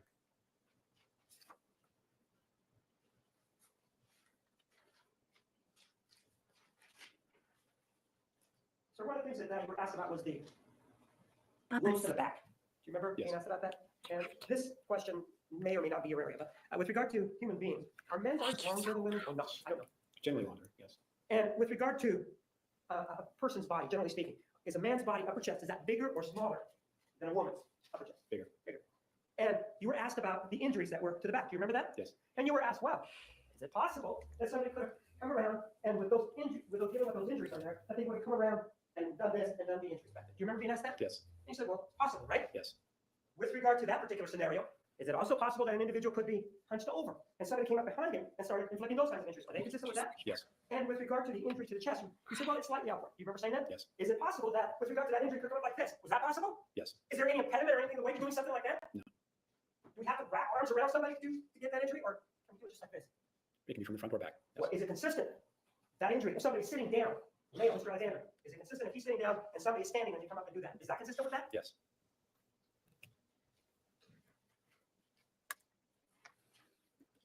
The issue of the gunshot wound. Did the gunshot wound go through the frontal lobe or not? It did. If it goes through the frontal lobe, what does the human body do when a gunshot goes through the frontal lobe? Well, there's a shock delivered to the entire brain as a projectile is passing through. So it's not just like an arrow or a nail. You've also got expanding gases. You've got a tumbling projectile. So generally, you're going to have it's a shock situation, neurologic shock, and those people are incapacitated.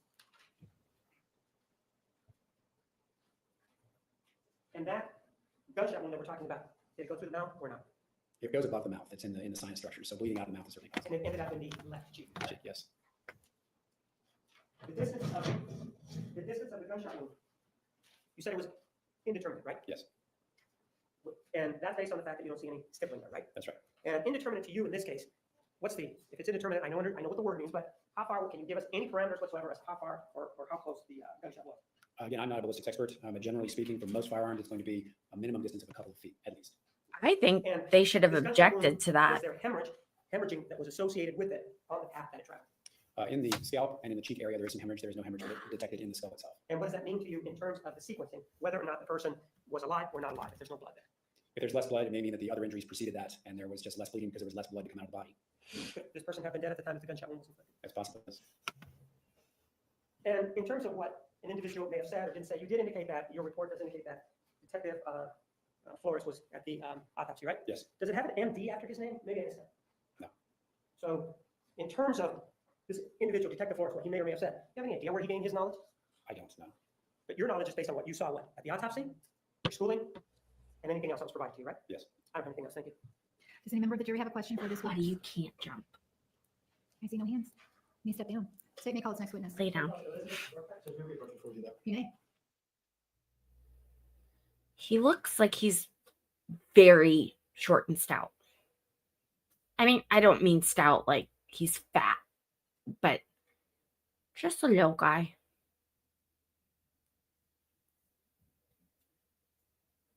Who's that? Is that her mom?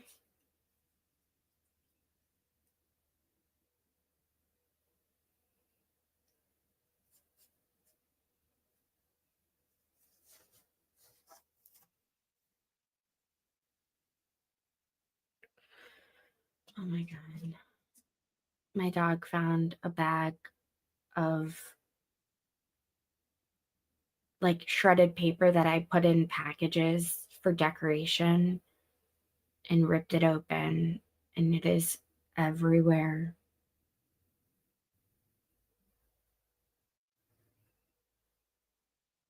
I don't even know how long it's been there. Because he just kicked up.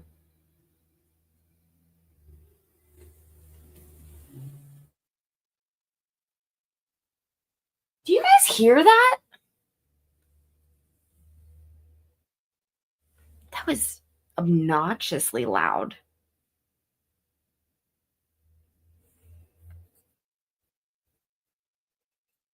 Come on, court. We need to hurry. My dogs need to go outside.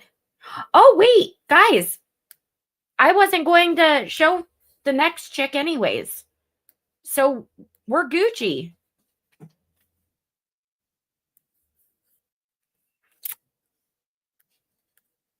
Let me see